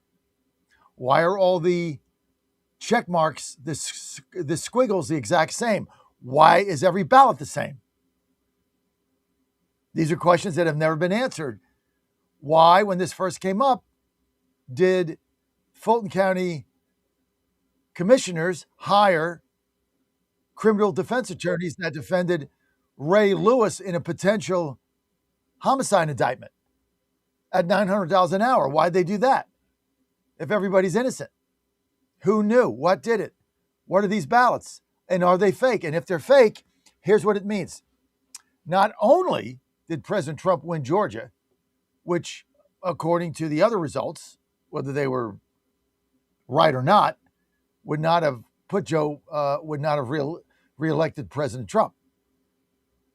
It didn't have enough electoral votes even with Georgia. So you can say, well, it didn't really matter for that as bad as it is. But here's where it did matter.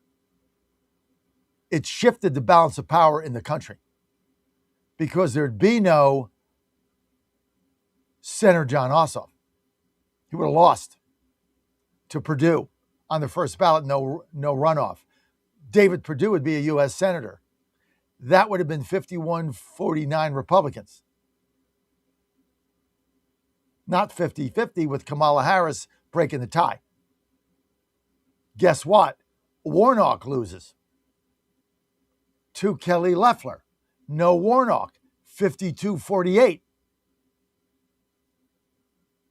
It changed the direction of the nation. It changed the balance of power in the country, as well as flipping a state's electoral college votes for another candidate for president than the rightful winner. If this is true. Now, these are allegations. I've been making them for 7 years. So that's why we went down there. That's why we bought WMLB AM 6090 right after this. So we could get a foothold there, find out what the hell was going on. 6 years later, we got nothing.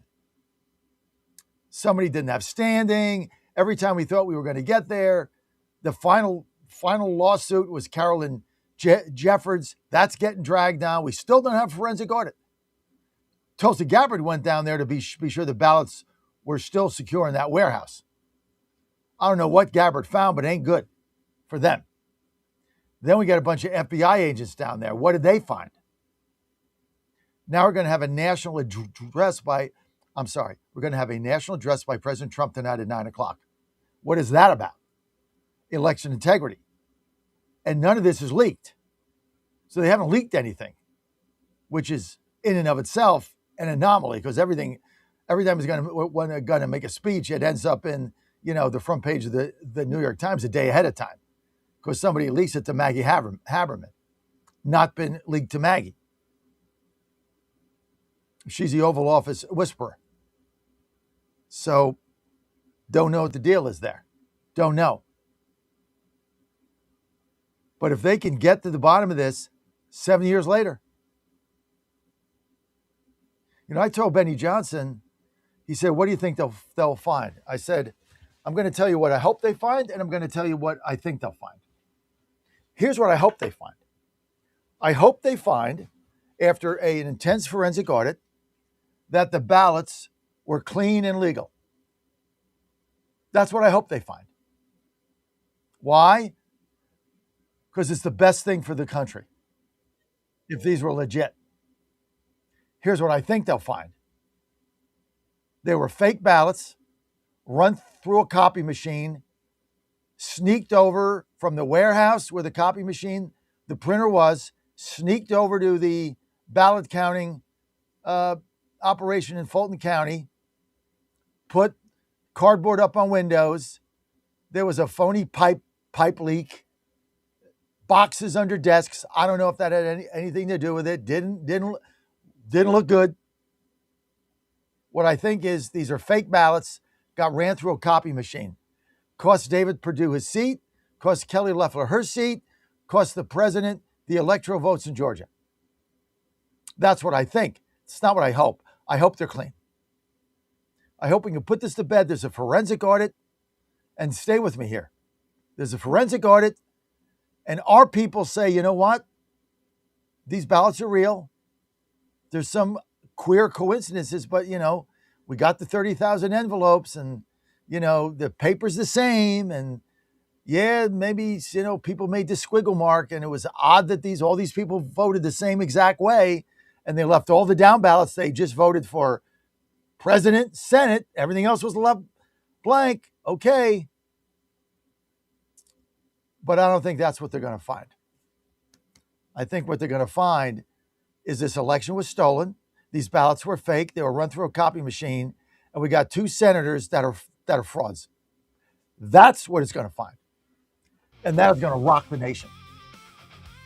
Just tell me the next time you're going to trust any outcome anywhere of anything.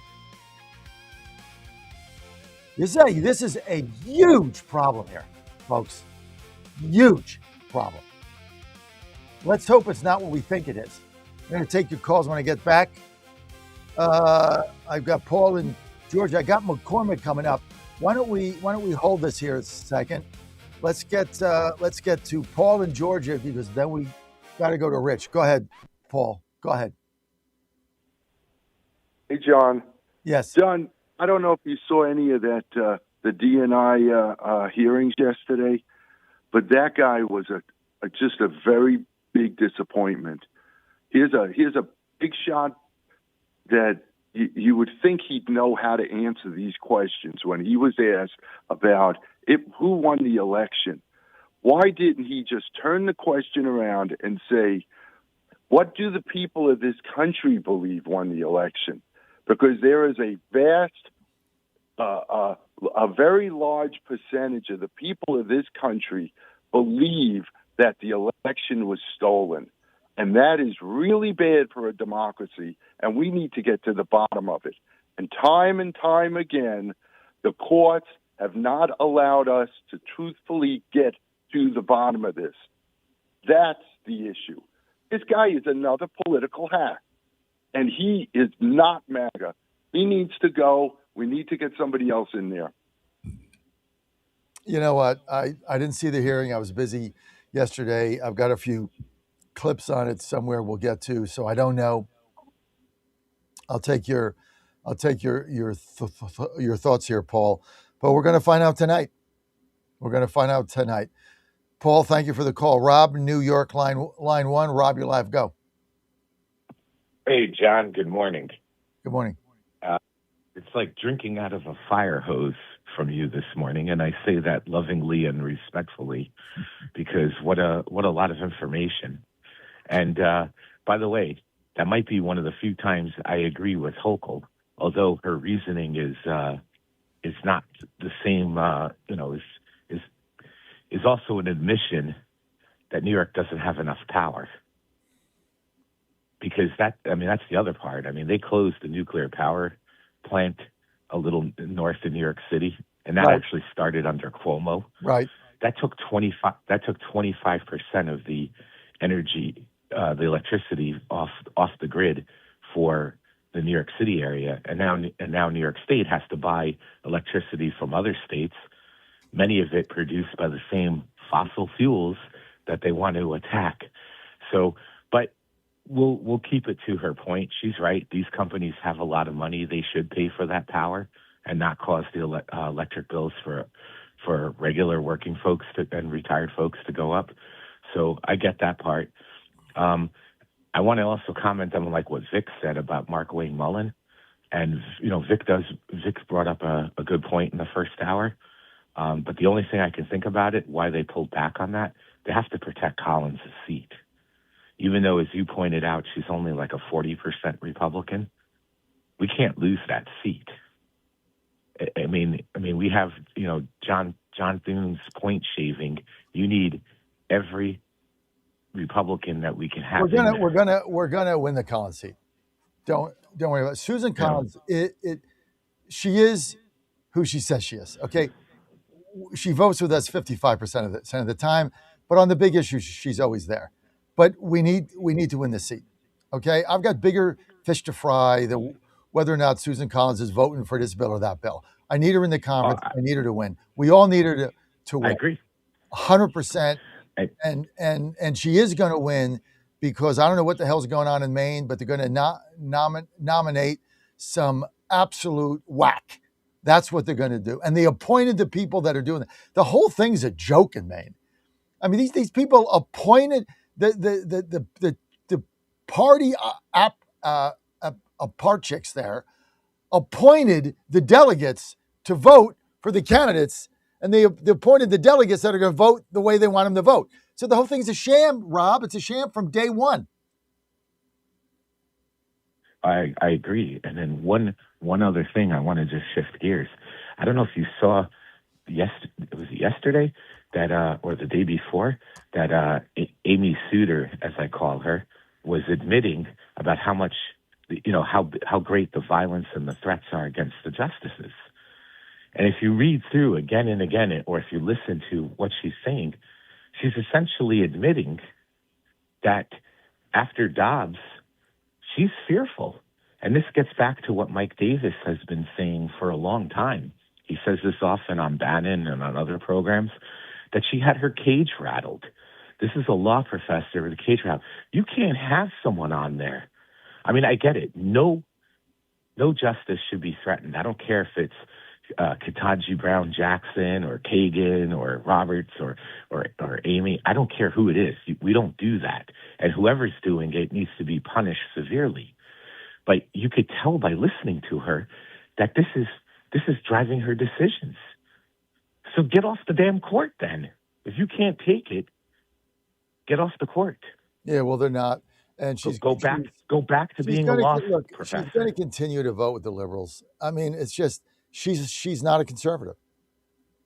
I mean, she fooled me. I was very excited about her nomination. Very excited. And she's turned out to be a disaster. I mean, half the people we appoint on this court by Republicans turn out to be catastrophes. David Souter, I mean, it goes right down the line. Sandra Day O'Connor, they're never conservatives. And our vetting sucks. But look, I got hoodwinked. I'm like, yeah, Catholic, foster kids, 6 kids, this, that, Roe v. Wade, this, that. All right, dude, I got to go. Thank you. Thank you for being with us. As always, appreciate the help. And it's all good. Thank you, Rob. No doubt about it. And you can read my column. It's up on a couple places, obviously, on DC Dispatch. You can go to dcdispatchnow.com, or you can read it on Trump Nation News. The column I put on in my newsletter, I think I put it out last week. The Coney Barrett Roberts axis of duplicity. It's basically what it is. I can't say the word collusion because that's an allegation that I have no proof of, but they vote 90% of the time the exact same way on the exact same issues either way. So it's either 6-3 conservatives or 5-4 libtards. And they vote the same way. So basically, 2 justices are controlling a 9-justice court because whoever they vote, that side wins. And it's never 5-4 and they split. it's always 6-3 or 5-4 liberals. Every single time. Is it collusion? Can't prove it, nor can I say it. I can say the word, but I can't attach it. So I don't know. Is it coincidence? Is it collaboration? Is it odd? Yes. That they vote the same way on every issue, 90% of the time, controlling the court. It is the duet of duplicity of all time. Coupled with the fact she's a bold-faced liar, because when she went through those hearings, the questions she answered were false. So she also lied. So now we're stuck with her for life. Unbelievable. Unbelievable. All good. You're on the John Fredericks Media Network. Great to have you with us. And this segment is brought to you by our great friends at the Safer Supervision Act. I'm such a believer in the Safer Supervision Act. Why? Because it makes sense. I'm a common sense guy. Let's get common sense. What the Safer Supervision Act does is it gives a parole officer the opportunity to recommend to a judge that somebody they're supervising no longer needs it, has a job, no alcohol, no drugs, with their family, doing the right thing, assimilating back in society, paying taxes, no need for him to be supervised or her. So then this law, which is making its way through Congress, and it's getting marked up now in the Senate, becomes federal law. Many states have it. Then the parole officer, all the parole officer has to do is recommend to the judge. Then the judge that's in charge of that particular individual makes a decision. 2 sets of eyes are on it. Judge says, you know what? Parole officer nailed it. This person's fine. Let's take him off or her off supervision. And now my supervision responsibility goes down. I can spend more time on the people that are struggling, who could be a threat to society, who I need to focus on. This is the most common sense bill you're going to find in the House and the Senate. And of course, like anything else, it just sits there in the Senate, sits in markup, and I'm sure Rand Paul or somebody's holding it up for God knows why. Same old story. But we got to get this done. Call your senator, tell them you want the Safer Supervision Act. This message paid for by the Reform Action Fund. We thank them for their support. Join me now, Congressman, Georgia, Representative Rich McCormick, 7th District. Congressman, thanks for being with us. Great to be with you, John. Lot going on. Why don't we start with tonight's address by the president on voter integrity? What do you see there, Congressman Rich McCormick? So I really didn't hear so far the details other than a leaked information on it. It was 2 countries that we discovered that had been trying to or considering tampering with our elections. One country, I think it was China, decided not to. The other country, Russia, decided to. The question I have is, what can we prove? Does it make an outcome? It doesn't change our laws. It's always been illegal. If it's something else, I sure would like to know. I'm curious to hear if there's something else that's out there. We've always had suspicion. You saw the movie 2000 Mules. You know that I was one of the people who was affected by that. I was told that I won my election in 2020, and then I was told that they found 70,000 ballots, and they couldn't explain where they came from, couldn't explain how many they had at 7:00 p.m. A lot of weird stuff happened. Then they reneged on that, and then they said I lost again. So it went back and forth 4 different times. I would love to hear what evidence they have on something, but the question is, what does it change? Does it change our laws? Does it change the outcome? What does it change? Or is it going to stir up a lot more bad blood and going to cause the liberals to show up en masse because they think we're election deniers? Ultimately, I just want to win. I want to flip some seats.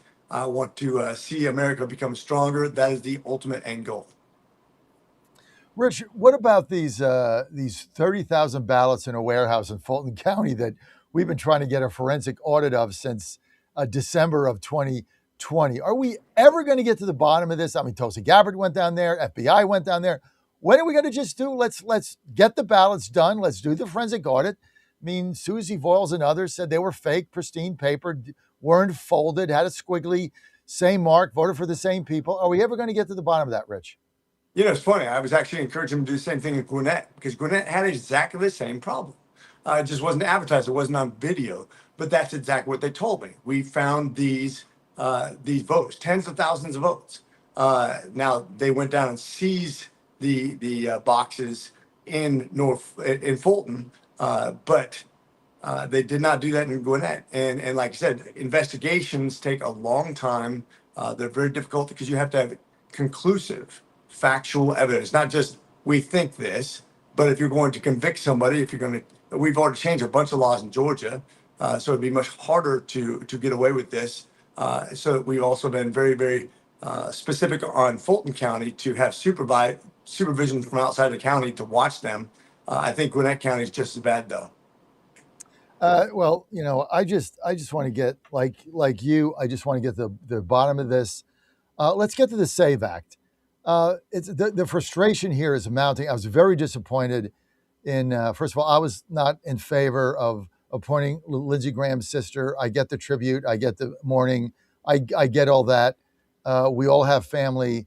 I feel for her and her family. But she was asking a question yesterday. Are you going to vote for the SAVE Act? She said, I'm not here to answer questions. Well, what is she there for? Isn't a U.S. senator responsible to us? I mean, don't they work for us, or do we work for them now?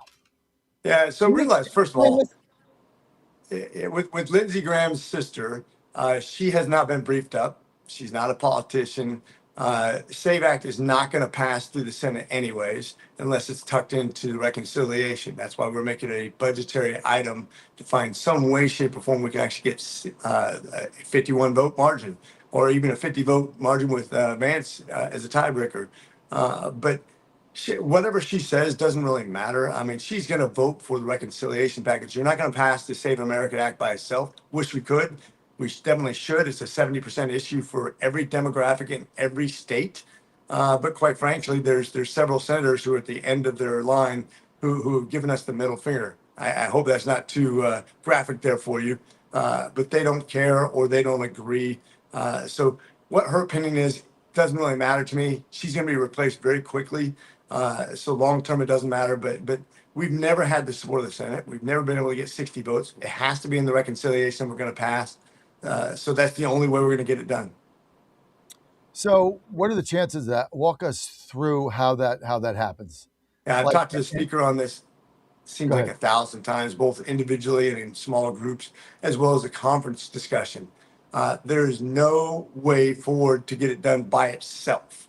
Thune has been specific on this. He's told his reasoning on that. Even if you could get all the Republicans to vote for it, which you can't for whatever reason, I would have put him on record, quite frankly. I would have had, if I was Thune, I was like, you know what, you guys are going to vote, you're going to take the pressure so you're pointed out and highlighted over and over again. He hasn't done that. But even if all the Republicans voted for it, you're not going to get 60 votes. So therefore, the only way to get past the filibuster is to go back and tuck it into something that they have to pass.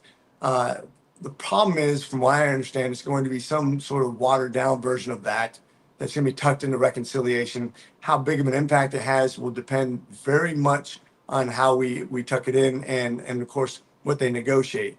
My concern is that it's going to end up being just a messaging bill and it's not going to have any real teeth, like a lot of bills, quite frankly. We have some in Georgia, by the way, too, on education, for example, or prosecuting things that are criminal. I want to see something with teeth. I want to see something enforceable. I want to make sure our elections are secured. I'm worried. I haven't seen the exact details yet because it hasn't been settled on yet. But the only way we pass this is through reconciliation, getting it tucked in and making it a budgetary item. You're on the John Fredericks Media Network, trucking the truth across America. We're with Georgia U.S. Representative Rich McCormick. You can follow Rich on social media at Rep McCormick, 2 C's, at Rep McCormick, representing the 7th District of Georgia. So, Dr. McCormick, you served in the military for 20 years, two decades. Where are we now in Iran? What do you want to see happen? Well, first of all, I'm one of those people that believes that once you start it, you might as well have finished it. I believe what President Trump originally said, which is unconditional surrender. I think he's gotten some bad advice from some people. Trust your gut, Mr. President. I've said this all along. Eliminate a threat that's never going to go away otherwise.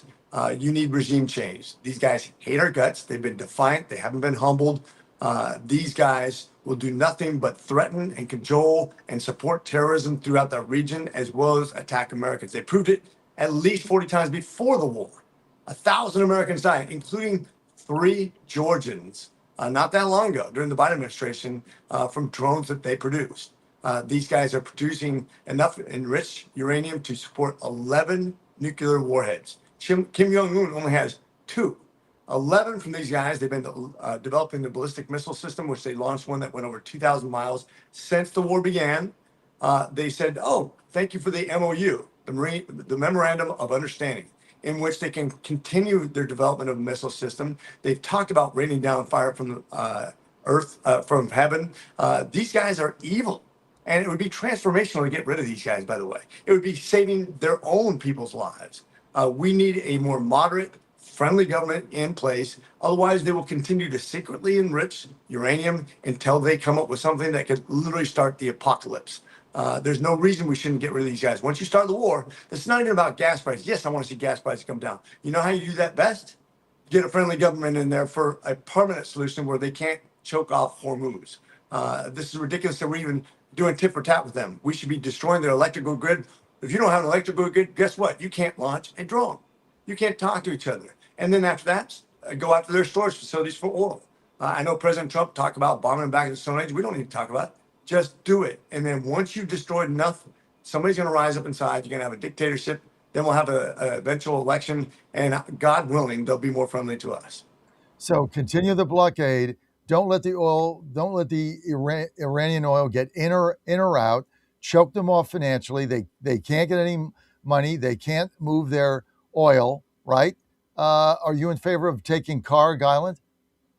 I got to be careful when I talk about committing American lies, but Carg Island is fairly easy to defend for us, very hard for them. But quite frankly, no, you need to take it, destroy it. I mean, just start going after their infrastructure, put them back so bad, and you can announce each place that you're going to attack. But quite frankly, like I said, once you started this, now they have all the cards in their hand because we haven't destroyed them. We haven't had a regime change. And what they're going to do is wait till the premium time to shut down the straits to make us look bad and have a high gas prices during a midterm election. And then at the backside of that, we still have the same problem. If we don't change this regime, our children and our children's children will be dealing with the same problems, only more dangerous over time. You know, it's interesting. I've come your way on this. You know, when it first started, I was all for, okay, we did what we had to do. Let's get out. Let's open the strait. Let's get gas prices down. Trump kept saying he's going to make a deal. Even yesterday, I was at the Dave McCormick summit, the defense summit. President Trump was there, and he said, "Oh, they're desperate to make a deal. They're not going to make a deal. And who do you make a deal with? You don't even know who's in charge there." So I'm come around to your way of thinking. I think you need to finish this thing off, take control of the straits forever. I mean, because if you take control of the straits, what leverage? That's the only leverage they have is firing a drone at a cargo ship, which is asinine in and of itself. But that's the only leverage they have. You take that away, Dr. McCormick, they have nothing. Yeah, that's a fact. These guys who have never said, listen to their own words. I get what President Trump says. And yeah, they maybe are desperate, but they're desperate also for power. And they know if they make a good deal with us, a good deal that's in our opinion good, that they'll lose power anyway. So these guys have never been anything but defiant. Listen to everything they said. Tell me one hopeful thing they've ever said when it comes to negotiating with us. They haven't. The whole thing is a joke. It goes on. They're not serious negotiators. You know, if you look at the MOU that was done, a lot of it got criticism, but it didn't last 3 days. And, you know, what President Trump said at the NATO summit was right. He said they're scum and you can't do business with them because he says, we have a deal. And as soon as they get out in front of the media, they say, oh, we don't have that deal. He said, you can't do business. So I don't even know why we're still negotiating. That's fact. These guys can lie to us, by the way, too. Their religion allows them to lie to us. We are infidels. This reminds me of what happened in Iraq with Saddam Hussein.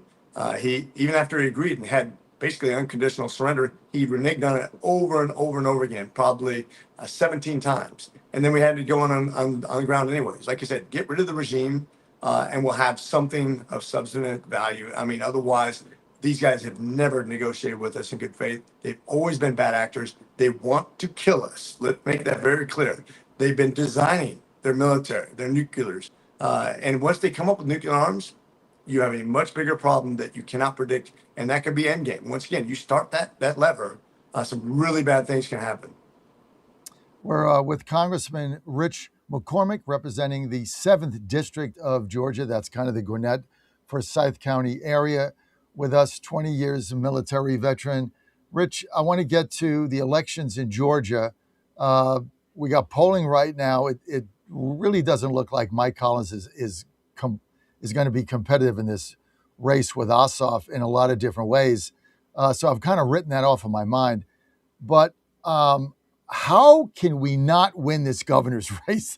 I mean, the Democratic gubernatorial candidates sat there and watched Atlanta burn to the ground, like it was the second burning after the Civil War. It burned to the ground. There were riots all over the place. She did nothing. How can this person be competitive and actually be tied in the polls? How do we win this? How do we win this race? Well, remember, she started out 5 points ahead, so tied in the polls means she's losing ground. The more she gets exposed, and they will expose her, this is going to be hundreds of millions of dollars. Hundreds of millions of dollars. We will win this governor's race. Rick Jackson has a compelling story. Maybe people, I hope people who support Burt Jones understand that he's going to be much better in Keisha Bottoms. I'd love to see one team, one fight. We need to have unity in this progression of elections. But I think she's, if not the worst elected official in Georgia, especially as a mayor. She's maybe top 2. She's nefarious. She wants to defund the police. This woman is an ideologue in the worst kind of way. If you want to see Georgia take a nosedive, look no further than what her policies are. I think Rick Jackson's going to win it running away, at least by a couple points, even in a midterm. I think Mike Collins has his work cut out for him, but we're going to work really hard because I think this is a really important fight. We have to highlight what John Ossoff votes for. I know he's slick. I know he's smart. I know his constituent service are great, but this guy votes wrong every single time. How do you give us a little insight on Rick Jackson? Nobody on our side has really met the guy. We were all for Burt Jones, all of us. And so, I never met him. I can't get him on my show. I've never talked to them. They don't return your phone calls. They don't return anything. His whole staff just does whatever they want. So we have no feel for this guy other than the couple times I've seen him on the campaign trail. Have you met him? Tell us about him. Almost every politician in Georgia has met him because he's been a supporter of a lot of people. He basically knows Burt Jones very well. You probably saw the video that he had that Burt Jones had made talking great things about Rick Jackson. He knows a lot of politicians because he's been involved in politics for a very long time. Rags to riches kind of guy. Was in foster care, literally living in a foster care facility at the age of 10. Made a very famous commercial that, he had $10 that just kind of showed up from some anonymous person, and somehow or another made it to being a billionaire.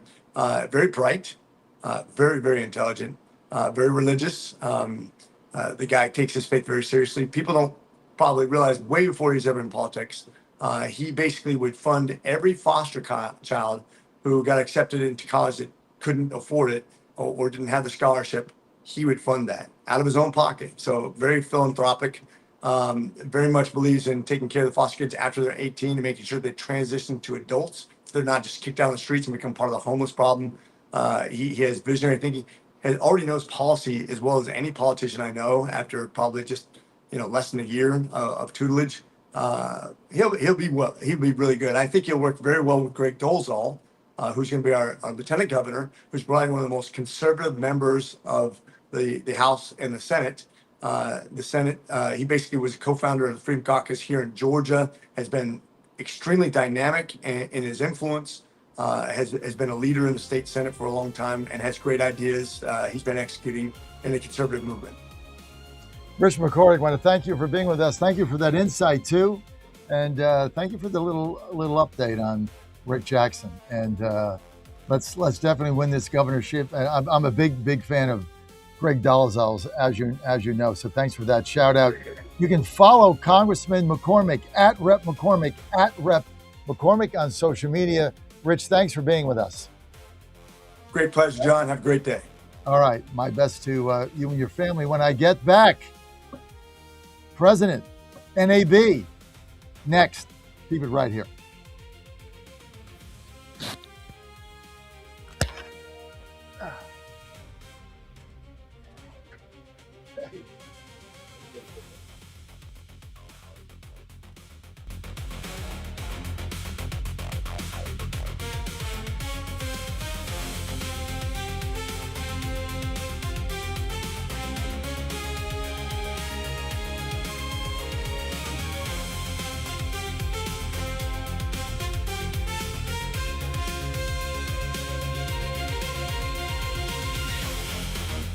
WJFN W224EB 92.7 FM Chester, W299DB 107.7 Bon Air, 100.5 FM Goochland, and WJFB. Breaking news this hour from Town Hall. I'm Rich Thomason. President Trump is promising really big news when he delivers a primetime speech this evening from the White House. A key part of the address to focus on election integrity, with the president saying our country has to shape up. Without free and fair elections, you don't have a country. And when it comes to military spending, the commander-in-chief is pouring it on. President Trump announced a major investment in the nation's defense industrial base at a defense and innovation summit in Pennsylvania. This afternoon, we're announcing nearly $10 billion of new investments in our defense industrial base right here in the great Commonwealth of Pennsylvania. And these investments will create more than 4,000 jobs. Pennsylvania workers will build the ships, submarines, trucks, weapons, and industries. The announcement comes as the administration continues pushing to expand U.S. defense manufacturing. Willie Nelson, the White House. Expanding its airstrikes, the U.S. military has hit targets farther north in Iran. American forces have also fired into a ship accused of trying to break the U.S. naval blockade on the Islamic Republic. Tehran retaliated early Thursday with missile and drone fire targeting Bahrain, Jordan, and Kuwait before dawn. Back and forth strikes by the U.S. and Iran across the Middle East and renewed threats to the Strait of Hormuz have shredded the interim deal to end the Iran war. Correspondent Andrew Stewart. Parts of the Texas Hill Country are getting hit again by flooding rains. Some of the very same areas hard hit last year being slammed again. There have been dozens of high water rescues as a result of days of torrential rains, and it's not over yet. Canadian wildfires, close to 200 of them, sending massive amounts of smoke into the northern U.S. Wildfires also burning in Minnesota. On Wall Street, Dow futures up 35 points and Nasdaq futures down 272 points. More on these stories, townhall.com. You've probably heard all those ads for life insurance. Just a few dollars a day, apply online in minutes, no medical exam. Simple, easy, and cheap, right? Now you're thinking, maybe I should get a quote. Well, smart thinking. Everyone should have life insurance. But here's what they don't tell you. Those few dollars a day rates, they're for young people in perfect health. That's why everyone calls Big Lou the 50 to 60-year-old not-so-perfect candidate. Like you. You take prescription meds and you're overweight. Winner, fried chicken dinner. Well, Big Lou works with life insurance companies that want people like you with no surprises after you apply. In fact, if you're a 50-year-old guy with a few health glitches, Lou could probably find you $1 million of term life coverage for about $200 a month. So, yeah, you need life insurance. But unless you're young and healthy, you gotta call Big Lou, because he's like you, older, heavier, and on meds, too. Get a quote right now at 800-555-2085, 800-555-2085, or biglou.com.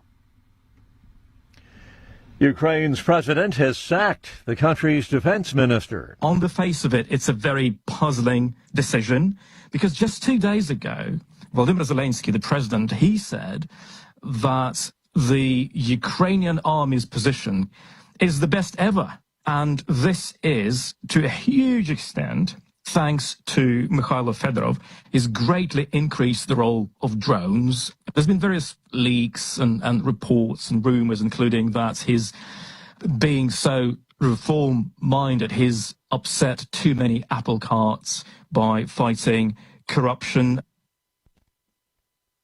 And that's the BBC's Vitaly Shevchenko. He says Ukraine's parliament has now approved a new prime minister for the country. The agent for Sam Neill says the actor died from pneumonia. His family had earlier announced the actor, known for Jurassic Park and other films, died on Monday in Sydney. News and analysis, townhall.com.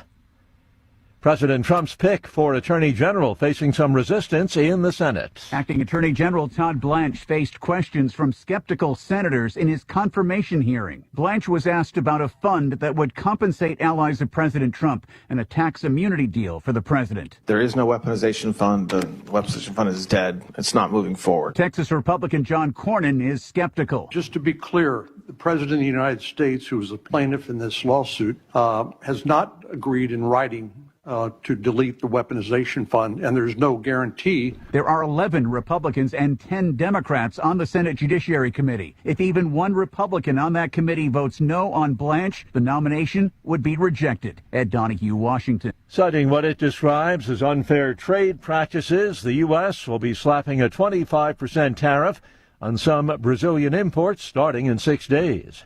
More on these stories at townhall.com.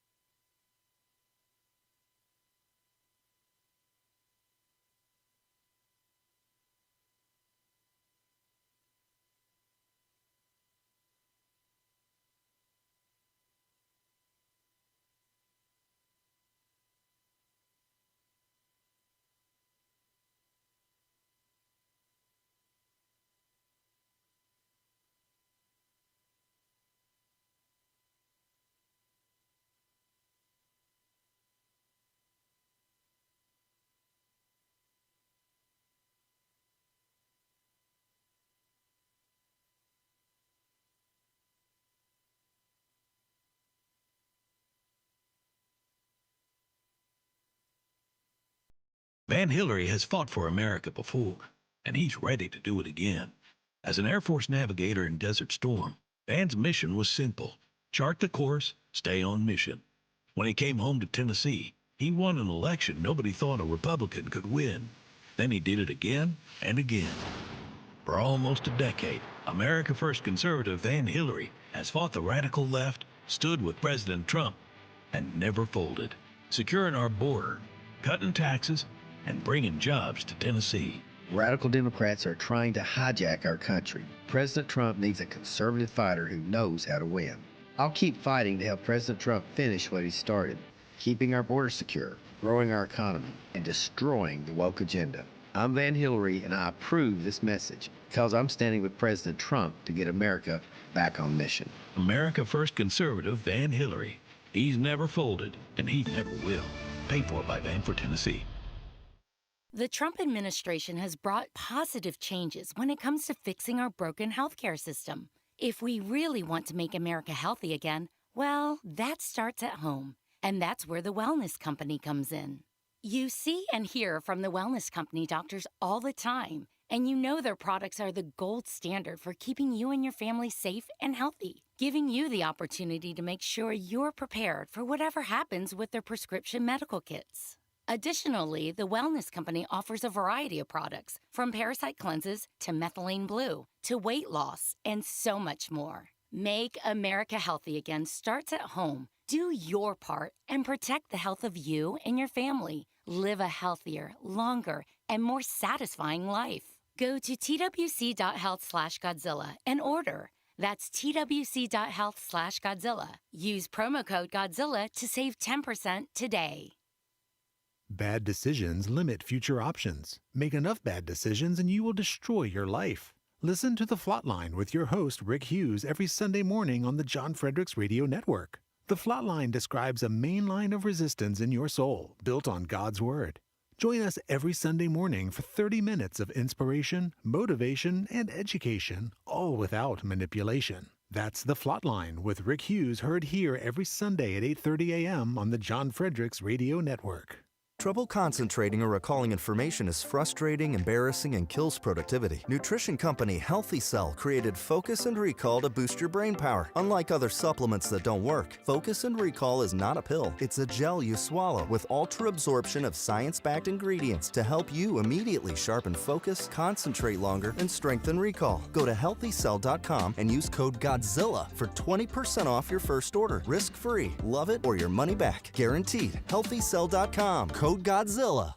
Hey folks, Al Green here for SatPhone. When you're on the go, you want to know you're connected. If it's a family vacation or an off-the-grid escape to a remote destination, having reliable communication helps you feel safe and secure. You can't afford to find yourself in a dead zone. That's why you need SatPhone. SatPhones are reliable, durable, and give you global coverage. If you can get outside, you can get in touch. It's that simple. Make calls from your SatPhone to any regular cell phone in the United States. The phones are $1,500 value, but you can get yours free. Just sign up for a 15-month plan, $94.95 a month. Get 150 minutes monthly that roll to the next month. Go 3 months without using them, that's fine. Yes, 3 months, 450 minutes, all yours. Visit SAT123.com or call 855-980-5830. SAT123.com, 855-980-5830. Get surety and security with your SatPhone. Call now. And later on, at summer's close, the crack of bats where heroes rose. We cheered at games beneath the sky, remembering those who sacrificed. Oh, liberty, land of the brave and true, blessed by God in all we do, from golden shores to mountains grand. The greatest blessing in this land, we raise our voices clear and bold, a story that will not grow. Live from the studios of the John Fredericks Media Network, it's the John Fredericks Show. Grab yourself a cup of 1775 coffee, sit back, and get ready for the best 4 hours of talk in the universe.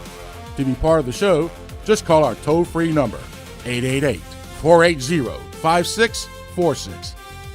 And now, here's the Godzilla of Truth, the Oracle of the Deplorables, the man who plays to win the game, John Fredericks.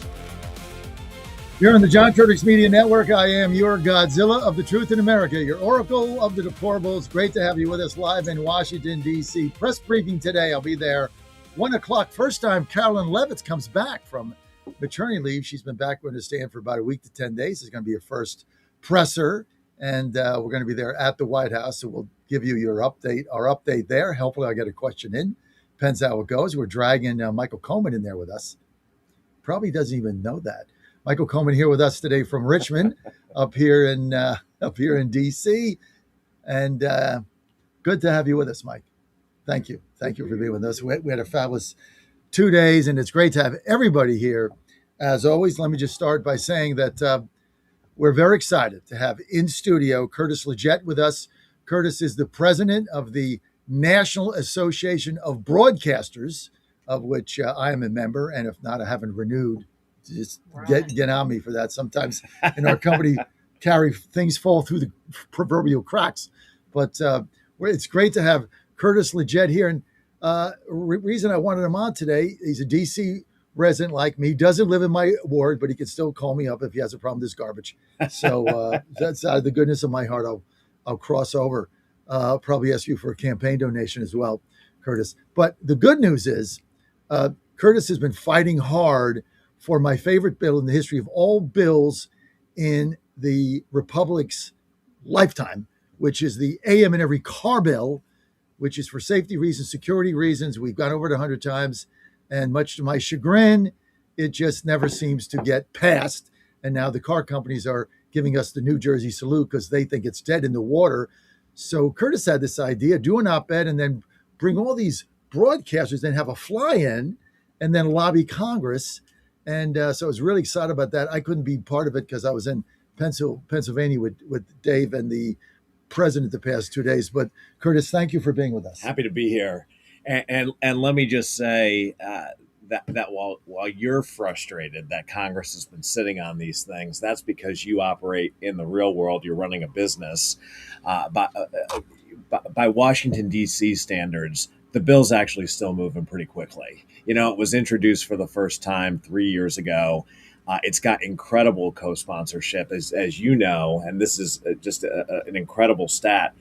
It is the most co-sponsored currently policy bill on the agenda in the United States Congress. 320 co-sponsors in the House of Representatives, 61 co-sponsors in the Senate. I think we'll have even more, frankly, after this week. So while you've got, you know, a couple of pieces of legislation around naming parks and commemorating the hockey team, when it actually comes to substantive policy, this is the most supported bill in Congress. But the challenge is, you know, the way Congress operates, it's only in these large packages.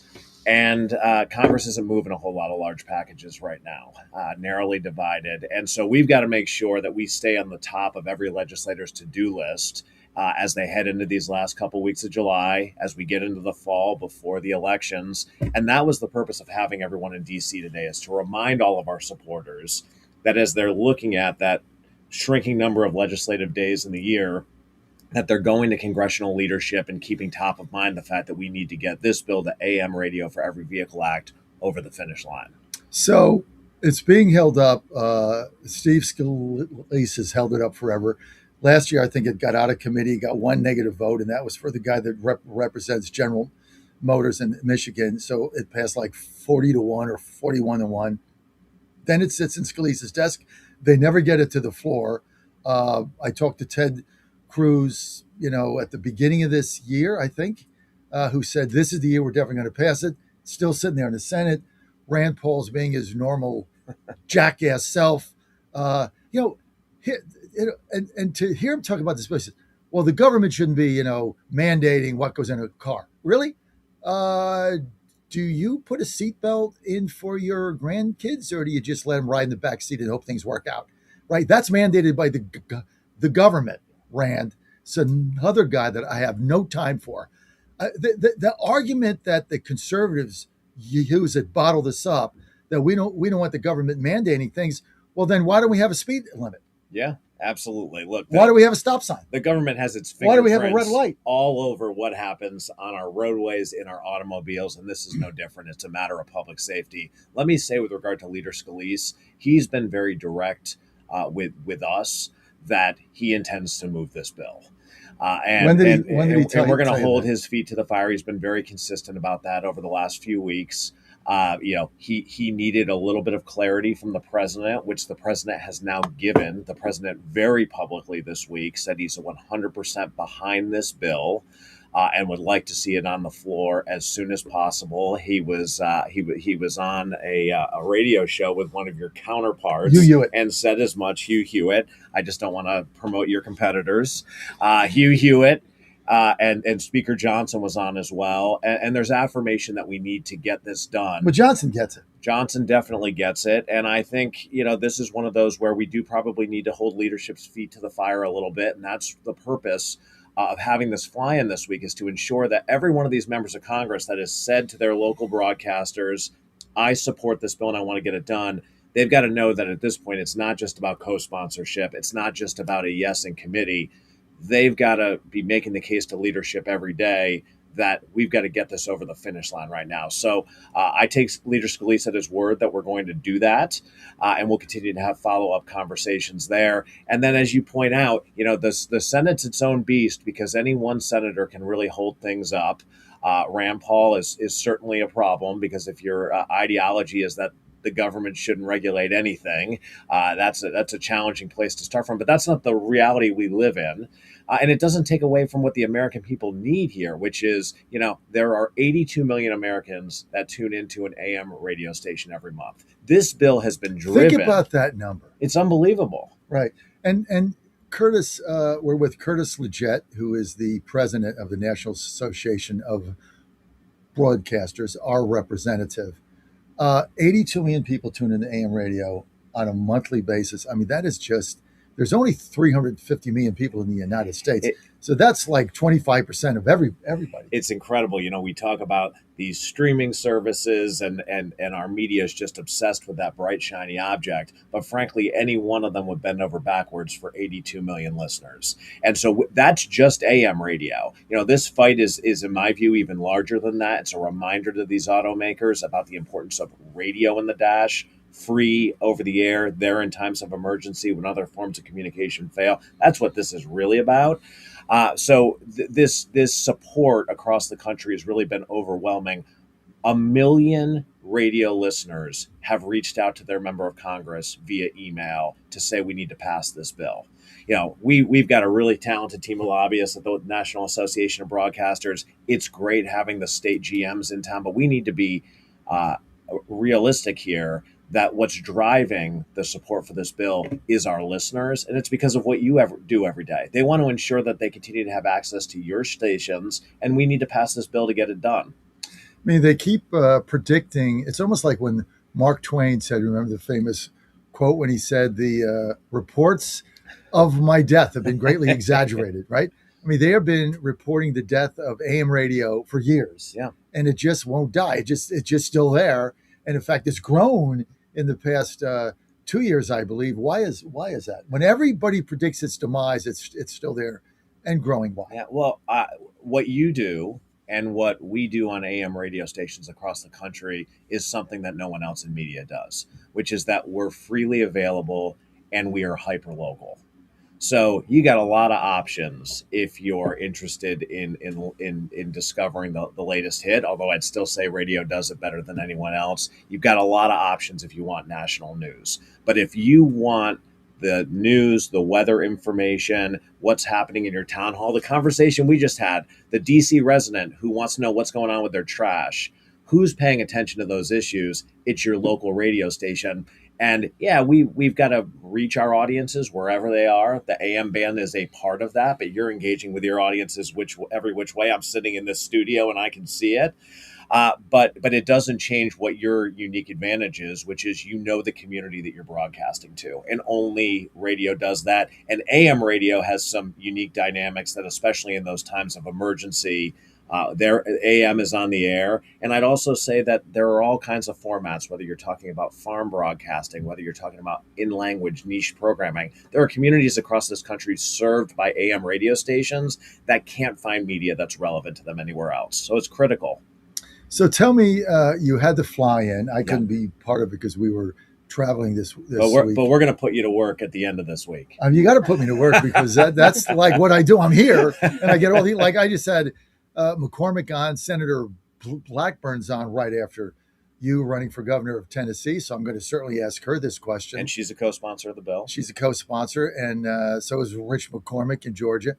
But when you had the fly in, what were some of the, and who did you have in? You had in what, GMs and things? What was the, tell me what was the purpose of that? We had both local station GMs from all across the country. So these are the folks who run these radio stations, but we also had a good amount of on-air talent that came into town because those are the personalities that the legislators know. And then I also think importantly, a component to this fly-in was our community partners. These aren't broadcasters. These are your fire chiefs. This is the National Urban League. This is the AARP.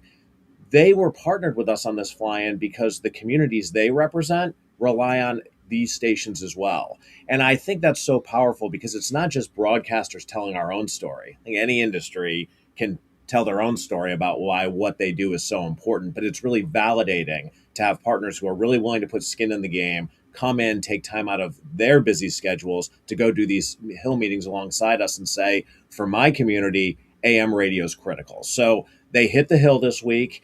had nearly 200 meetings across Capitol Hill over a 2-day period with members in both the Senate and the House, both sides of the aisle. And the message was simple. We've got the support we need. If this were on the House and Senate floor tomorrow, it would pass overwhelmingly. We just need, in the midst of a lot of things going on in Washington, D.C., a lot of things on these legislators' to-do list, we just need to be this to be towards the top of the priority list. And so these members of Congress, many of them committed to their local stations and to these communities they care about, that they would make that case to leadership that this needs floor time either over the next week and a half before Congress goes out for the August recess, or certainly before the end of this congressional session. It is too broadly supported and too important to the communities we serve, to those members' constituents, to let another year go by without Congress passing this thing. Well, you're definitely the lightning rod we need to get this thing done. I appreciate you. I like your enthusiasm. We're with Curtis Leggett. He's the president of the National Association of Broadcasters, our representative. As you know, Ann and I own 23 radio stations right now from east of the Mississippi, and about to be 24, hopefully, as that moves its way through the FCC paperwork chain. So I'm actually buying another AM station. So we're betting on it. Yeah, well, right, because without this bill, the value of our company goes up if it passes, it goes down if it doesn't. As simple as that. So we've made quite the bet here on Curtis Leggett and buying yet another AM station that nobody's buying but us. So I placed my bet on Curtis. Maybe I should put this on, what was it, Polymarket or Kashi or something? What's that predictive thing?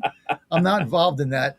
But my baseball picks will be back tomorrow night. Just go to GodzillaWins.com, GodzillaWins.com, and I'll be at Colonial Downs, of course, tomorrow and Saturday for the races there. But Curtis, walk us through how this happens. Like, what exactly has to happen for this thing to get out of the House, get in some bill, attach it to something, stand on its own?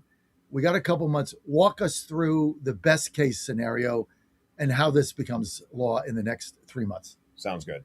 Well, first of all, just for your listeners and your viewers, let's back up for a moment to say the bill has already achieved massive bipartisan support, 370 co-sponsors across the two chambers, and it has passed, as you stated earlier, nearly unanimously out of both the House Energy and Commerce Committee and the Senate Commerce Committee. There was a single no vote in each committee. For process purposes, as much as folks in and around Washington, D.C. complain about the fact that we don't operate under regular order anymore, this bill has achieved every check the box you'd want through regular order. So that leaves us as a place of, how do we get this done? The bill in the House has already been tucked into a larger surface transportation bill. That's Washington, D.C. speak for the reauthorization of a set of laws governing surface transportation that Congress has to reauthorize every several years. It's already been tucked into that larger package. That type of a package is going to be challenging in its own right. So what we're looking for here is optionality. There are going to be large pieces of legislation that pass between now and the midterm elections. And then certainly there will be a to-do list when Congress comes back in that 2-month period between the elections and the official end of the Congress at the close of 2026. So we want to create optionality for ourselves that when these members of both the House and the Senate are tucking in other provisions that will be additive to those large packages, they will bring votes, and this bill will bring votes. It's strongly supported. We want to be on the top of the list for inclusion in those packages. We also think, though, that this bill can move as a standalone.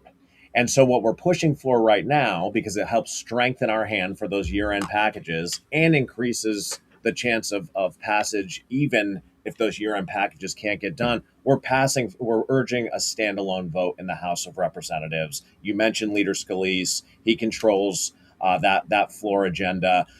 We believe we're primed for a standalone vote. We'd love to see that happen before the August recess, and we're going to keep pushing and making our case there. If it's on the House floor under a whether it's under a rule or whether it's under what's called suspension of the rules, which requires a 2/3 majority.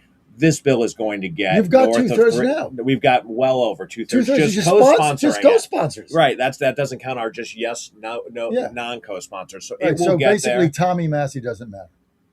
In this, I would say every member of Congress matters. Well, As he the head doesn't of the matter. National Association of I'm Broadcasters. not a fan of Massey or Rand Paul. But as it relates to this bill, it doesn't. He doesn't matter because you're gonna have a few naysayers here, but you got 2/3, so you got to get this to the floor now. And is it out of committee or does it have to go back out? No, it's out of committee. So this is just get it on the floor. Let's get it passed out of the House, and then let's work on the Senate. So you pointed out Rand Paul. He has objected. There are a very small handful of senators who have raised concerns to this bill. I mean, besides that Paul? universe is less than 5. Less than 5. Less than 5. Who are And a I couple think of the others, I'm not going to call out names because I actually think the others, they haven't stuck their heads out publicly, and I think they're all resolvable behind the scenes. But the point being, I think once this is real, it's been passed out of the House, and now the conversation in the Senate isn't just academic about who you want to support, but it's, hey, if we can satisfy your objection, this will become law tomorrow. I think we can overcome those concerns. I know Leader Thune is very, very focused on this. Leader Schumer on the Democratic side, a very big supporter of this bill. He is? So he is. They both are. And so that's extremely important, knowing that they'll put skin in the game to work through any remaining concerns with their caucus. So I think we've got optionality here. We just need to make sure that as Congress is looking at, what's happening over in the Middle East, what's going on here with funding the government, the national defense authorization, these big ticket items that are on the to-do list, we just need to make sure we don't fall through the cracks. That's why your voice is so important. It's why this conversation is important. And it's why the fly-in was important. So next step. Next step, I'd like to see a House vote on the standalone bill. We're going to be pushing for that. And then as these larger packages come together to fund the federal government, to fund our military, we're going to be making the case that we are for national security as well. That's what this bill is all about, is our safety, times of emergency, other forms of communication fail, our adversaries take out our cell infrastructure. What do you have left? It's radio. We need to get this done. Communication. So I think we've got an argument in every bill that Congress has taken a look at for the rest of this year, and we got to get in there. I love your optionality play. So what you're saying is, first of all, let's get it passed in the House standalone, and then you can start attaching it to everything that goes over the Senate. Yes. And if there's 5 things that go to the Senate, they have to pass. All you got to get is 1 out of the 5 that goes through. And for instance, Rand Paul is not going to hold up the Defense Authorization Act over the AM in every car bill where you can't fund our troops. That would be the hope. Right. That will be the hope. Yes. At the end of the day, who the hell knows what he does? That's right. But nobody can ever figure it out. I do want to give some significant credit here to the bill leads. In the Senate, that's Ted Cruz and Ed Markey. Ponder this. Strange Bedfellows, and in the House, that's Gus Bilirakis, Republican from Florida, and Frank Pallone, who's the top Democrat on the Energy and Commerce Committee. Here's why I want to give them credit. Who is it in the House again? I missed that. Gus Bilirakis, incredible leader on these telecommunications and media issues on the House Energy and Commerce Committee. And then Pallone in New Jersey. And then Pallone.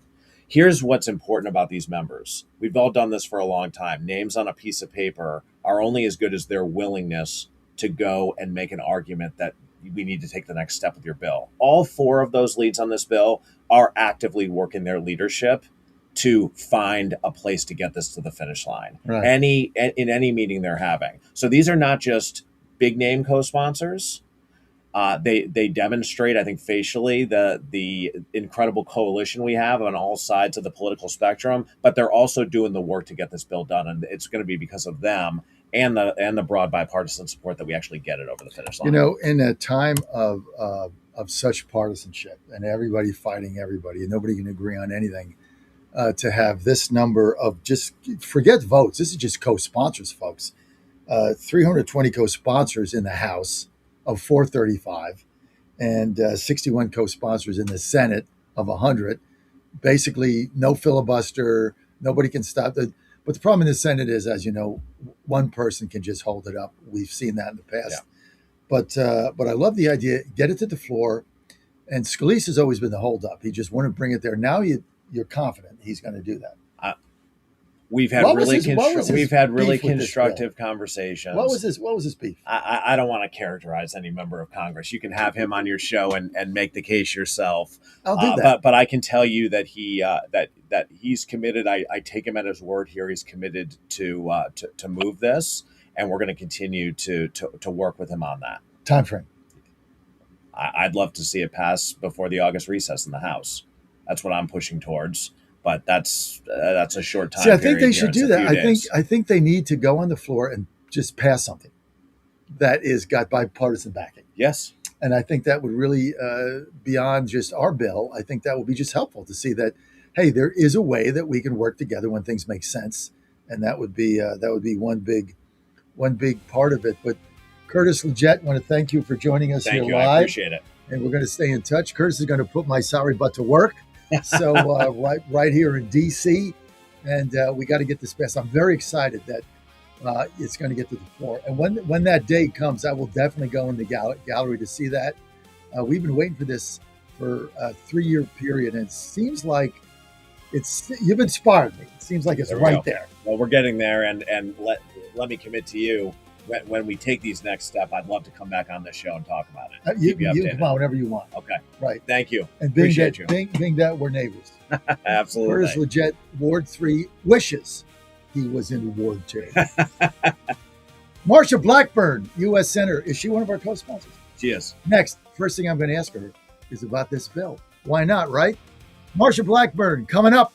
You're on the John Fredericks Media Network. Coming live in Washington, D.C., 9 o'clock.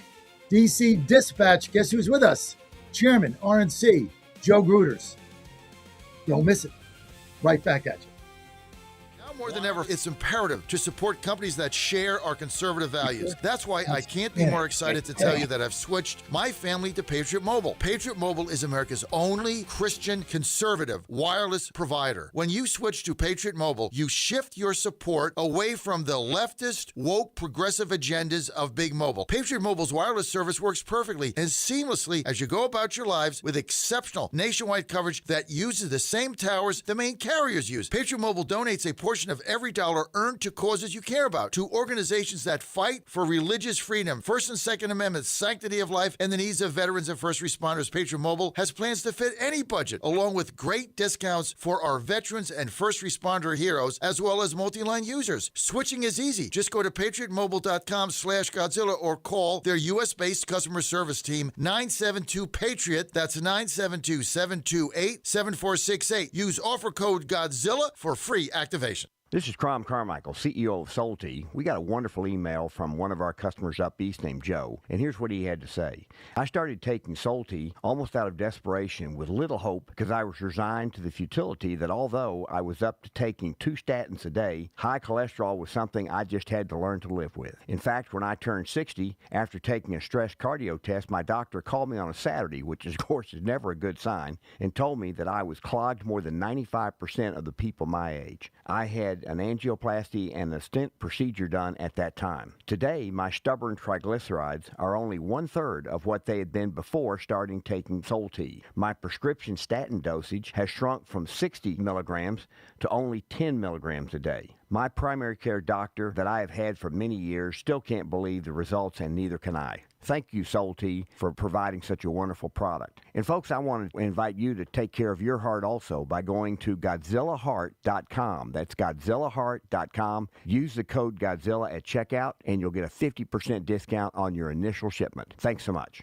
And they're off. This summer, the Thunder returns to Colonial Downs Racetrack. Live thoroughbred racing June 25th through September 7th. Feel the excitement. Hear the roar of the crowd. Experience Virginia's premier horse racing destination every Thursday through Sunday all summer long. Bring the whole family for Family Fun Sundays, packed with activities for all ages. Parking? Free. General admission? Free. Memories? Priceless. Make Colonial Downs Racetrack your new summer fun time tradition. Get tickets and race day info now at colonialdowns.com. Don't touch that dial. You found your home of the truth. Do you solemnly swear to tell the truth, whole truth, and nothing but the truth? With the best analysis in America. You can't handle the truth. And now back to the John Fredericks Show. All right, you're back on the John Fredericks Media Network, and I am your Godzilla of the Truth in America, your Oracle of the Deplorables, coming live in Washington, D.C. Thank you for joining us today. And with us, Senator Marsha Blackburn, Tennessee. It's always great to have her on. She's also the leading candidate for governor in Tennessee. That'll be decided in a primary coming up. She's way ahead there, but you can't take anything for granted in this business, as you know. And after that, she'll be elected there. And of course, we have an expanding operation in the Nashville area. We'll also be covering the Volunteers and the Titans and all that good stuff. And she's with us now. Senator, great to have you with us. Did she freeze? What's going on, Dan? We got the senator on. We do. It appears that we're having issues with her audio. All right, Senator, can you hear me? Okay. Senator, are you getting my audio? Senator, you there? She may have frozen now. I'm not quite sure. Okay. Let's get see if can we get her by phone in the meantime, Dan? Yeah, let's see if we can have her call in. Senator, if you can hear me, try calling us at 888-480-5646. Yeah, we'll try to get her on when she calls in. Sometimes these things, we had the same issue with the Secretary of the VA yesterday, Doug Collins. It's on their end. It's not on our end. Sometimes you have connections that don't really get to where you need to be. But let's see if we can get this we get this going here. And in the meantime, while we're trying to get her on, we talked with Curtis Leggett about the bill, my favorite bill of all time, the AM radio in every car bill. I got more encouragement today. I got from Curtis than we've had in some time, which basically is that it looks like they're going to try to get this bill to the floor. And what was also interesting when he said 82 million people in America a month listen to AM radio. That is 25% of the entire nation. So everybody that keeps talking about the demise of AM radio, it keeps growing. That's why we're buying another one. And but look, we need to get this bill passed because the car companies are screwing us. They're trying to get them out. They want everything streaming, and something about it. Look, they just want to spend the money to put it in. They don't want to put the AM antenna in. Basically saving money, and that's it. Any word back from Marsha, Dan? All right, looks like Dan is probably trying to work with her on this stuff. But we got President Trump's address coming up at 9 p.m. tonight. We don't want to miss that on election integrity. That's going to be on election integrity. And I know he's going to be talking about some of the foreign countries, but I also believe that he's going to be talking about Fulton County and what exactly went on there and the nonsense that they did. And we have to get to the bottom of these ballots. So, Dan, we have an update yet on Marsha? All right. Well, now I'm not getting audio either from anybody. So, Mike, it's just you and I now here. Okay. Can't run a clip either as Dan is trying to get this worked out. Can't take your calls either. So let's just see what the president has to say tonight. And just back to the economy here. It's booming. There's no question about it. But what did Kelly Loeffler say yesterday? They're getting over 500,000 new business filings a month, and that has been consistent for several months. It's almost incredible. The number that we've had of these new businesses has been stunning, and the economy continues to grow. That's why I'm so bullish on winning. And you heard Rich McCormick earlier. Look, I think we win that governor's race in Georgia. I don't think we're going to win the U.S. Senate race. Ossoff's got a ton of money, and Collins has got issues, but I think we win that. I wouldn't count out Michael Whatley in North Carolina. He's a closer. I look for him to close, so I would not count him out for that. By the way, Mike, the HDMI cord is down there, right by the live view. Yeah, I took took that out, trying to get the other cameras set up. And all that, look, all those things that we're trying to get worked out here. Let me say that this segment is brought to you by my good friend Mike Lindell at My Pillow. Thank you, Mike, for all you do. Mike Lindell was endorsed for the Republican nomination in Minnesota by President Trump yesterday. So that's going to be fun, endorsed by President Trump yesterday. And he actually has a shot to win that primary. And if he does, that's going to be Katie bar the door. It's going to be so much fun. But meantime, he has got a tremendous sale going on right now. They moved, as you know, to a new factory. Everything is for sale. All shipping is free. They have some of the greatest deals ever. I go in my house, My Pillows, My Pillow mattress topper, My Pillow mattress, you name it, we got it. All the comforters, the blankets. Sam has got his My Pillow bed, although he sleeps in our bed, but he does sleep on that during the day. My Pillow slippers, My Pillow socks, My Pillow PJs, all right there. Great savings. I want you to go to mypillow.com, mypillow.com, promo code Godzilla, free shipping right now. Everything is ready to go. And look, no better time to take advantage of this than right now. You can also give them a call, 800-854-0504, 800-854-0504, and just use promo code Godzilla when you call in. Operators standing by. If nothing else, you want to get your slippers, you want to get the comforter, you want to get the Giza sheets, all that on sale, and you're going to be good to go. MyPillow.com, promo code Godzilla. Okay, Dan, can we have an update? Do we have Marcia with us, Dan? And okay, let's see if we can. Why don't we do this, Dan? While we're trying to get this set up, why don't we take a quick break? Quick word from our sponsors, and we'll be right back. Stay with us.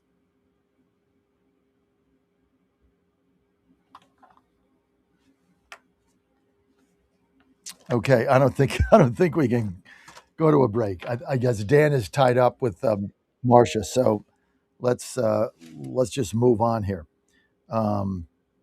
and get to a couple of the texts which I have.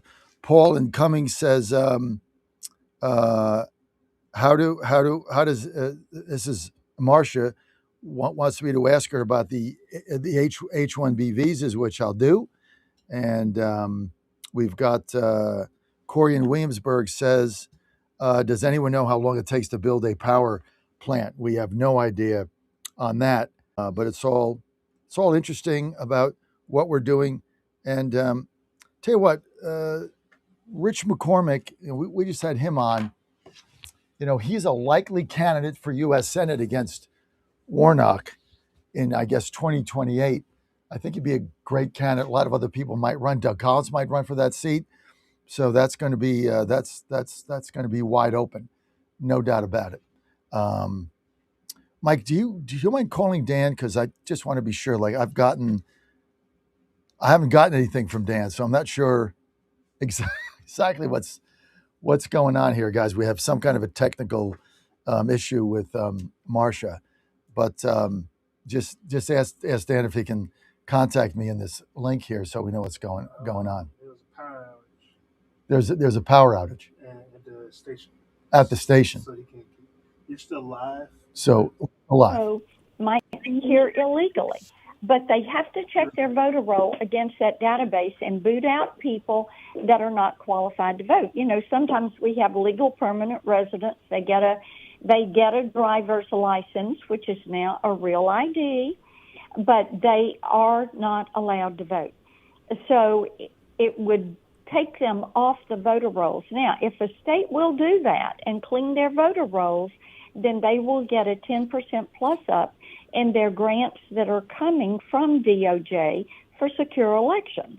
Now, we know there are a lot of blue states that have purple legislatures, and as you well know, state legislators are always looking for where they can get another dollar out of the federal government.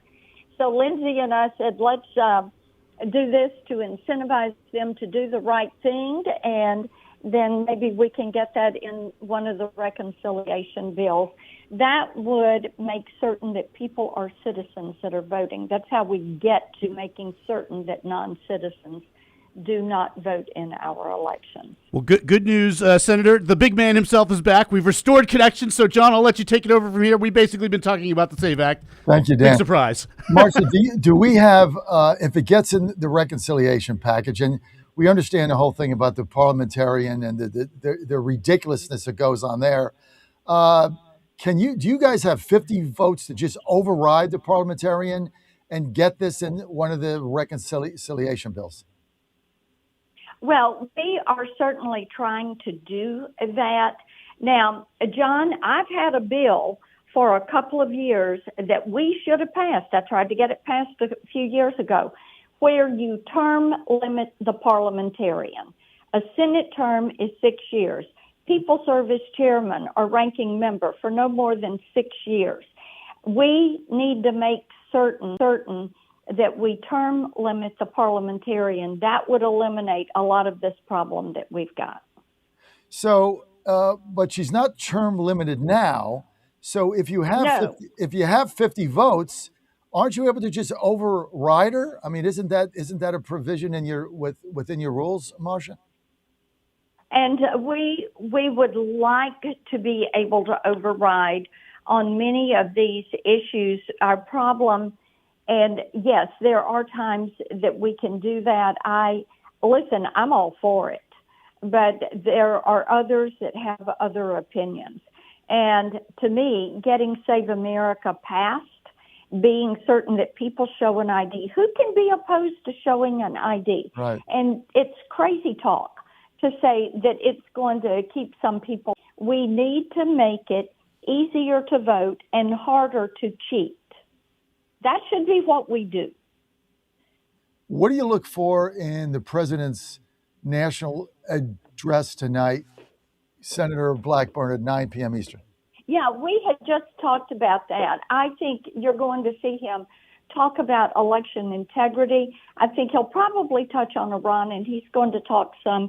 My understanding is he's going to talk about the increased threats we see coming out of China. We've got the president has 60 days now. There'll be extended time because the Senate's going to be on recess, but he's got 60 days where he's got to go to Congress to reauthorize what he's done in Iran. Senator, what is your position right now on the Iranian situation?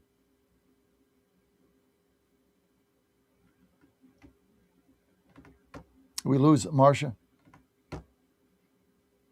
Or do we lose? We may have. I think she's just on the phone, so it may have been a connection issue in that regard. Right. Everything is still up and running, thank goodness, on our end. Right as we talked about, like, everything's good on our end. But I think I don't know if we just lost her altogether. Senator Blackburn, yeah, she may just be. If she comes back in, we'll get her back on the phone. So. It's been one of those segments, right? I guess your power went out there, or I think we had a brownout or a blackout or something. Everything just went totally it was crazy. So, but we quickly got on, and she had just called in, so we just chatted amongst ourselves and found out that Ron Johnson's nickname among the senators is Ron John. I didn't know that, but so we talked about Ron John for a little. Good deal. Yeah. All right. Well, we don't have her. So why don't we do this, Dan? We have got to get set up for the DC dispatch. Dispatch is coming in. Joe Gruders is going to be with us, and let me get to just a couple clicks here. Absolutely. A couple clips. Let's get to 13 and 14. Yesterday at the Defense Summit, we had Secretary Hegseth and President Trump, 13 and 14. Hegseth talking about the president rebuilding the military, and then President Trump announcing that any American veteran who drove a truck in the Army should be able to get a commercial driver's license, because we have a huge shortage of big rig truck drivers now in the United States. And he's trying to get people to do that. And then we'll also go to Kelly Loeffler, who was on my show yesterday talking about that Main Street is finally recovering and all these jobs coming from small businesses. We'll do those, and then we'll be back at 9 a.m. Mr. President, it is true to say that there has never been a moment like this or a stage like this where innovators, prime contractors, private equity, titans of industry, labor leaders, defense leaders have come together for this type of moment. There's never been a moment like this where the aperture has opened up inside the Department of Defense for defense and the second word, innovation. Your demand of me as a business leader and a builder is that we move at the speed of business and competition and speed and scale. And that's what these folks have funded and founded in their companies. But our bureaucracy was built to keep most of you out. And we've been waging a war of attrition against the Pentagon bureaucracy to open up the aperture and make sure competition and speed and innovation and commercial options have a seat at the table. Not just great prime contractors who've been there for a long time, but many of our great companies that make many of our best systems started to look a lot more like the government than they looked like business. And so what the president does behind the Resolute desk with prime contractors, and you've been at those meetings and I've been at those meetings, and it's a reminder to all of us that our nation needs the best weapons, not tomorrow, but today. And we need these companies not just adding an extra shift to the factory, but investing in another plant and another plant and another manufacturing line, which is what's happening here in Pennsylvania and all around the country. So when you talk about the arsenal of freedom, this is only something that a builder-in-chief could unleash, and you're doing it, sir, on American manufacturing and our industrial base across the country in energy. But in defense specifically, this is a generational investment in the future of our warfighting capabilities that our country has not seen since Ronald Reagan, and this one is bigger. Because what Joe Biden and previous administrations did to our military, you talk about a dead country. Well, we had a dead department, a Department of Defense, that was doing things the old way, sending the same money in the wrong direction, red tape, and monopolizing certain platforms. And you said we won't do it anymore, and the American warfighter requires that we change how we do these things. And we're going to hold the big guys accountable, which is what you do behind the Resolute desk with executive orders and no stock buybacks and no more delays. And we demand that you build new plants. And then we're also going to make sure the new runners, the fast runners, the young guys, the companies, the tech companies, our best innovators have the ability to get into the Defense Department. You shouldn't have to sue your way in to the Department of War, which is what companies in the past have had to do in order to compete. I hope these companies can attest the fact that because of President Trump's leadership, we have an entirely different department.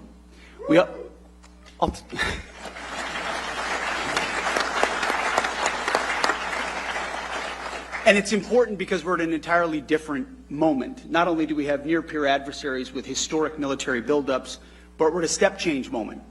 AI and frontier models, autonomy, quantum, space, hypersonics, you name it. If you're ahead now and you get ahead of the game, you're going to be way ahead. If you fall behind now, you fall even further behind. The have-nots and the haves, that gap is widening.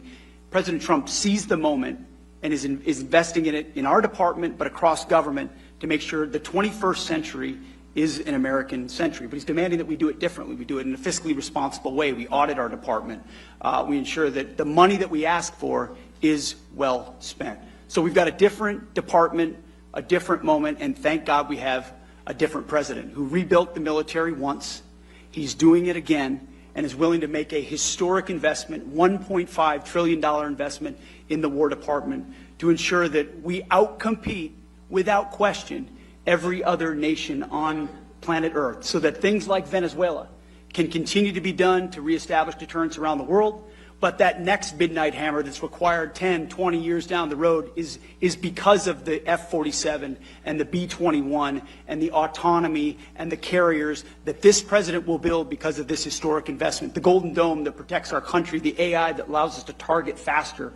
This investment will fundamentally change the battlefield, keep the American people safe now and into the future, and it would not happen with Donald Trump. Mr. President, thank you very much. Today I'm making one more important announcement. My administration will soon take historic action to get illegal alien truck drivers who are just killing a lot of people. They can't read signs.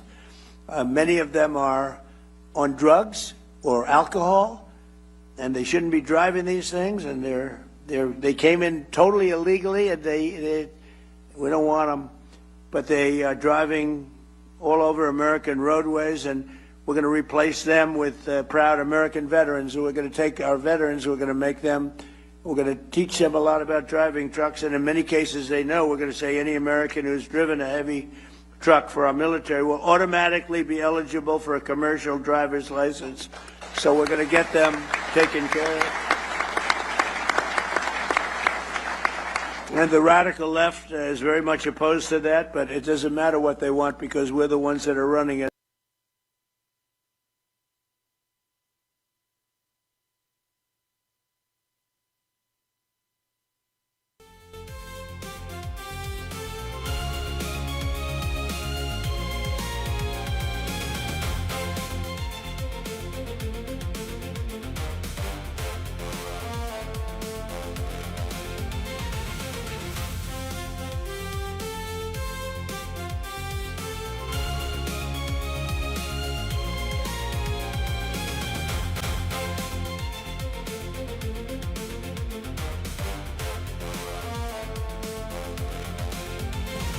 This is WJFN Goochland, Bonaire, Chester, and WJFV Portsmouth, part of the John Fredericks Media Network. Breaking news this hour from Town Hall. I'm Rich Thomason. Accelerating U.S. airstrikes on Iran are bringing retaliation as the Islamic Republic lashes out at its neighbors. Kuwait's military says it faces a fresh round of incoming fire from Iran.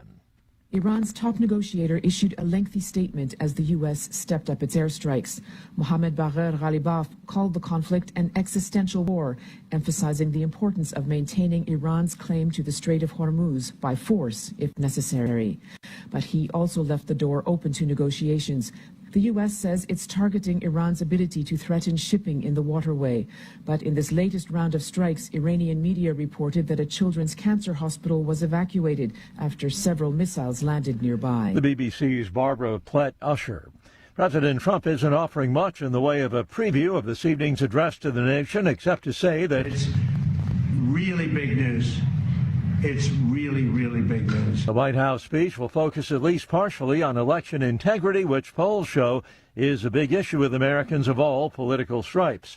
What was once primarily a childhood illness is making a comeback. Measles cases on the rise here in the U.S. Johns Hopkins School of Medicine says we are about to break a 35-year record.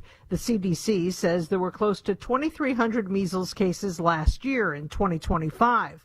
But as of this July, we've already hit that number and are expected to surpass it. The last time measles was an issue was back in the early 1990s. Correspondent Laura Winters. Some residents in southwest Texas being urged to evacuate during severe downpours. Multiple flash flood warnings have been posted for the area. On Wall Street, ahead of this morning's opening bell, the Dow futures 19 points higher. NASDAQ futures down 300 points. More on these stories at townhall.com.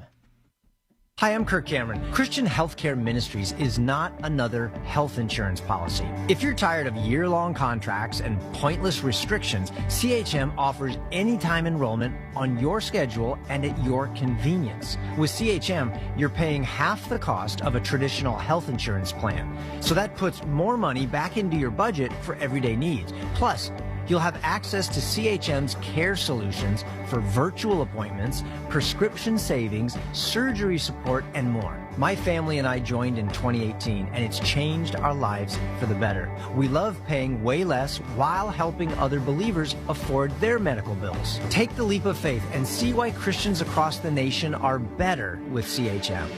Get started by calling 1-833-JOIN-CHM and use promo code WELLNESS for a 50% credit towards your first month. That's 1-833-JOIN-CHM and use promo code WELLNESS. There are protests in war-ravaged Ukraine. Dozens of protesters gathered in central Kyiv on Thursday to denounce President Volodymyr Zelensky's decision to dismiss Defense Minister Mikhailo Fedorov after just 6 months in the post. Zelensky announced earlier this week he would be changing key posts in the government, including Prime Minister. One local resident, Bohdan Huryak, told the AP he was outraged by Fedorov's firing, as he believed the outgoing defense minister showed clear results on the battlefield. Another protester, Anastasia Nekrasova, told the AP she was protesting on behalf of Ukrainian soldiers who didn't have the chance to attend the protest. Fedorov is known for modernizing Ukraine's military. He confirmed his dismissal on social media. I'm Karen Shamas. In France, final legislative approval of a bill allowing adults with incurable illness to receive lethal medication. Townhall.com. A Trump coin, it's on the way, expected to arrive in the fall. The president's face is on one side of the coin, surrounded by the word liberty and 1776-2026. Over the president's left shoulder are the words, "In God We Trust." On X, Treasury Secretary Scott Bessent said the coin is intended to honor the enduring legacy of liberty and a lasting symbol of patriotism. The dollar coin is not made of gold, but has a gold finish. Federal law prohibits the depiction of a living president on U.S. currency, but the Treasury Secretary has the ability to authorize the minting and issuance of coins in some circumstances. Ed Donahue, Washington. More than half of House Democrats have voted to strip $3.3 billion in U.S. aid to Israel. Not enough votes for passage to cut the money, but it does demonstrate a growing divide among Democrats over support for Israel. More on these stories at townhall.com. Hey folks, Al Green here for SatPhone. When you're on the go, you want to know you're connected. If it's a family vacation or an off-the-grid escape to a remote destination, having reliable communication helps you feel safe and secure. You can't afford to find yourself in a dead zone. That's why you need SatPhone. SatPhones are reliable, durable, and give you global coverage. If you can get outside, you can get in touch. It's that simple. Make calls from your SatPhone to any regular cell phone in the United States. The phones are $1,500 value, but you can get yours free. Just sign up for a 15-month plan, $94.95 a month. Get 150 minutes monthly that roll to the next month. Go 3 months without using them, that's fine. Yes, 3 months, 450 minutes, all yours. Visit SAT123.com or call 855-980-5830. SAT123.com, 855-980-5830. Get surety and security with your SatPhone. Call now.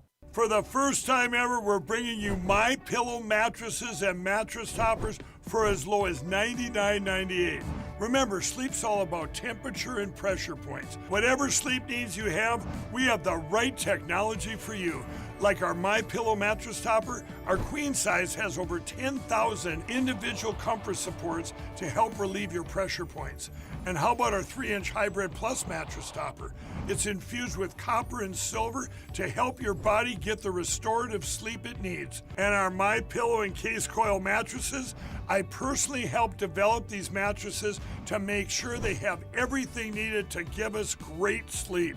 Plus, they're made right here in the USA, and they ship right to your front door, absolutely free. Go to MyPillow.com or call 800-854-0504 and use promo code Godzilla to get MyPillow mattresses and toppers for as low as $99.98 and free shipping. Washington is wasting $500 million every year on a federal supervision system that doesn't work. Probation officers are overwhelmed. Resources are going to people who pose zero threat, while actual dangerous individuals slip through the cracks. The Safer Supervision Act stops the waste and refocuses every dollar on protecting families from harm. President Trump's own pollster found about 80% of Trump voters want this fixed. It's time for Congress to get this done. Stop the waste. Protect our communities. Visit safersupervision.com. Paid for by the Reform Action Fund. Ponder this. How many times have you heard that freedom means doing whatever you want as long as we don't hurt anyone else? On its face, this sounds pretty reasonable. But when you think about it, everything you do has an impact on someone or something. Let's say we overindulge in drinking. The immediate impact may be that we cannot get to work on time the next morning or even at all. Let's say we eat whatever we want, whenever we want. When health problems ensue later in life, your family, your friends, and your community may be impacted. For every action, there is a reaction. and this is Newton's law of physics. But it applies to our spiritual life as well. Being truly free means doing God's will in every decision that we make. This means we must know God's will by following His commandments and talking with Him in our daily life. Pray, trust, and persevere in following God's will for you every day. I'm Susie Kelly, and I am passionately Catholic. All right, folks, I need you to do something right now. Go to johnfredericksradio.com and take our brand new 2028 Republican presidential straw poll. Who do you want leading the ticket? Don't let the elites decide. Make your voice heard. While you're there, weigh in on two huge issues: eminent domain reform and President Trump's tariff policies. Are they protecting American workers or hurting growth? This is your movement, your vote, your voice, your choice. Go to johnfredericksradio.com right now and take the poll.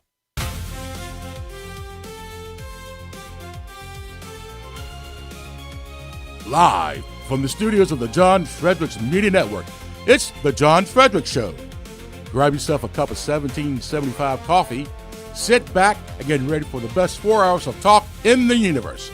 To be part of the show, just call our toll-free number, 888-480-5646.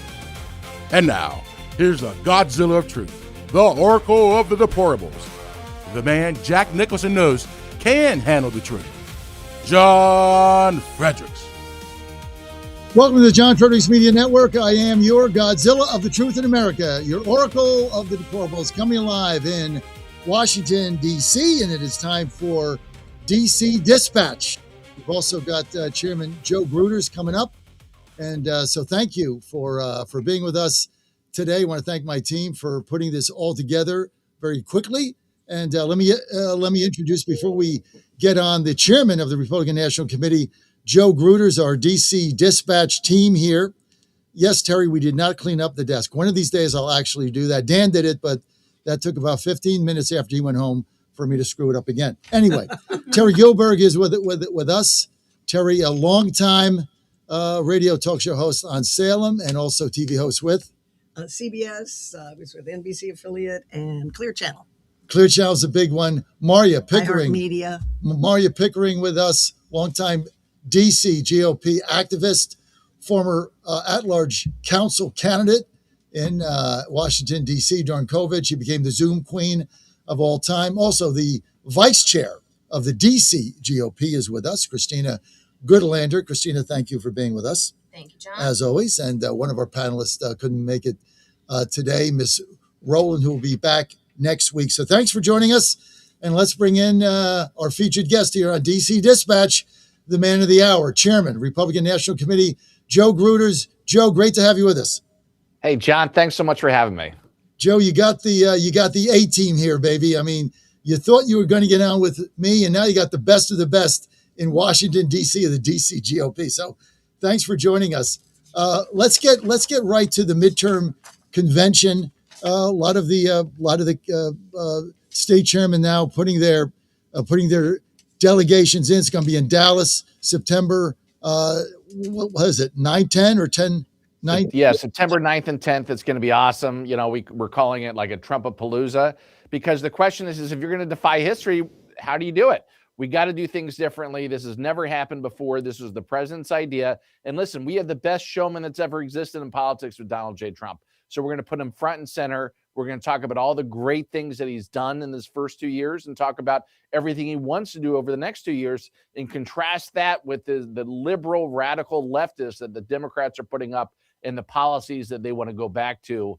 And so I think it's a great opportunity for us. The state parties are out there building their delegate lists. We actually had a first pass yesterday, but it's going to be very exciting. I'm talking about it every single day, and we're going to build it up. It's going to be an absolute amazing opportunity. Well, I understand that we're going to have a tremendous audience for that.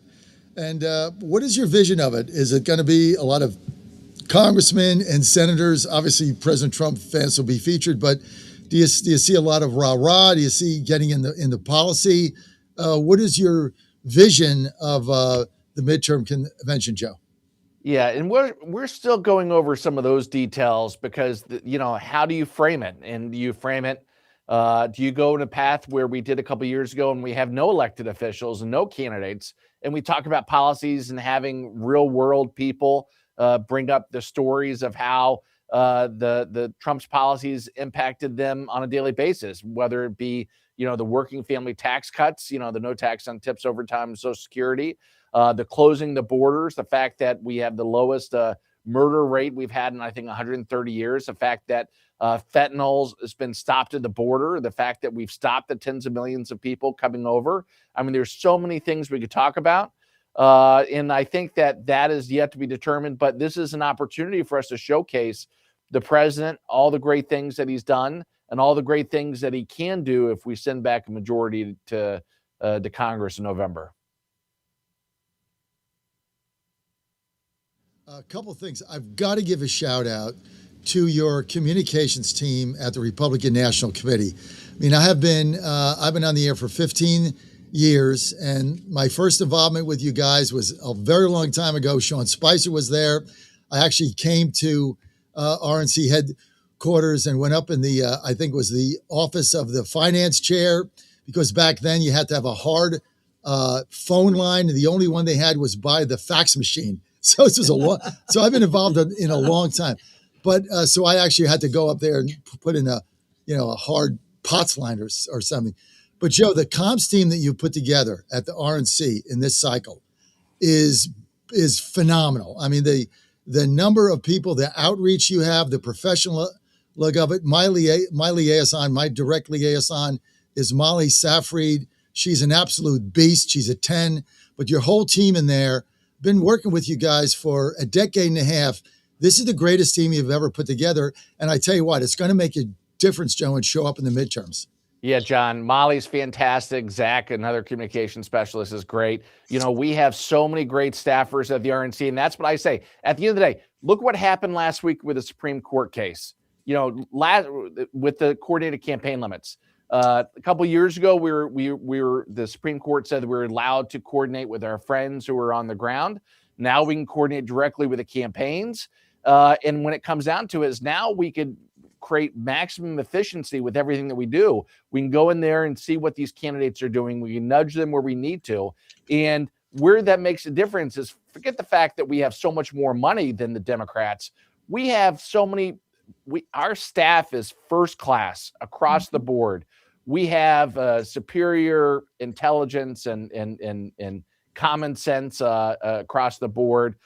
We are fighting on all cylinders, and we are going to run circles around the Democrat staffers that they have up here. And so that's going to be the biggest difference. I mean, the financial advantage that we have will go a long way, but it's also the actual people power that we have.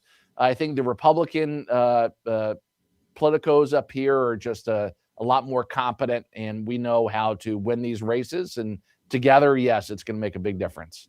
I'm going to turn over to my panel here in a second, but just one more communications question. For the convention, do you guys plan on having a media row? Yes. When do you think that'll come out? Not sure exactly the specifics, but we have a lot of people working on it, and it's going to be it will be and feel like a real convention. The only difference is we won't be doing any official business. But it's going to look like a convention. We expect it to operate like one, and so people should be excited about going. If you get the opportunity to go, you should go and participate in, like I said, the first ever midterm convention. I'm surprised that more parties haven't done this in the past. But, you say you went to the very first question. Why are we doing this? Because we got to highlight all the great things this president has done and show the contrast and show the choice that the American people have between reasonableness and common sense and a president who deeply cares about them and the American worker versus the crazy radical leftist on the other side and the path that they want to take us down. With all these, socialist candidates winning inside their tent. Okay, ladies. Christina? Well, first of all, Chairman Gruters, I'd like to say thank you for the incredible support that the RNC has given to our D.C. Republican Party here in D.C., the D.C. GOP, especially the state party strategies team, who've given wonderful trainings to all of our candidates, which has really helped us fight in places that you don't really think Republicans can fight. But my view is we can fight in our cities. But I guess just talking about defying history, right? That we're trying to defy history and win a midterm cycle. But what I think is also different about this cycle is that the Democrats have gone even crazier than usual, right? Like, you have the rise of these people who are overt socialists who are talking about how Vladimir Lenin is somebody we should emulate. It's just insane. I mean, how do you think that's going to impact the midterms? Well, this is what happens when you have a party that has Mamdani and AOC and Bernie Sanders leading. They've inspired a new crop of leftists to run, and they're winning. We're not talking about New York City. They're winning in middle America. And what's happening is they're giving us the matchups that we want. Because don't forget, we worked hard on making sure we found the right candidates for the right races. We went out and recruited them. The White House endorsed a lot of these candidates. The president has an undefeated record. And now they're up against some of these socialists. I think over 20 the DSA candidates have won. I think the Democrat Party's in the death spiral because they don't know they don't have a true leader other than now that Mamdani, this mini Mamdani, is running around all over the place with the policies of open borders, no prisons, the things that you would say, like, what planet do you live on? These guys are crazy and they want to drive our country off the cliff. And what the president's doing is every single day is going to bat for the American worker. He wants everybody, regardless of where you're at, to have the chance at living the American dream. And that's not available to everybody overseas and in these communist countries. So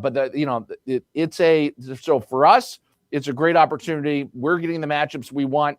The Democrats are led by the Mamdani and these radicals, and I think it's a death spiral. I don't know how they pull the nose out of what they're in because I think that the crazies have taken over their party. That's why they can't raise any money. I think you saw some news reports that came out today how they're financially strapped. Their chairman is in big trouble. We're our side. We're sitting on the most cash on hand in the history of the party. Why? Because people believe in the president. People believe in our policies. People want to move the country forward. We don't want to go back to what we had under Joe Biden and Barack Obama. We want to move forward in a way where everybody has that chance at living the American dream. Joe, it's Terry Gilbert here. So nice to meet you across the miles. In Dallas, I'm sure you're going to cover this, but I hope you punctuate it. And that is the national security for the United States under this administration, as you well know, is worker security. It's manufacturing security. It's bringing out energy. It's getting everything back so the United States of America can be the shining city on the hill, and doing it with trade, with tariffs, and so on and so forth, and not through these endless wars that we find ourselves in. Are you going to be talking, and I hope at length, with the jobs that under Treasury Secretary Scott Bessent has emphasized, 900,000 jobs since Trump 2.0 inauguration. That's phenomenal. Even the New York Times is talking about, in the U.S. jobs market, slow but steady advances despite obstacles. That's a real credit to President Trump. And this is the New York Times. I love the fact that we're almost at 1 million new jobs since 2.0.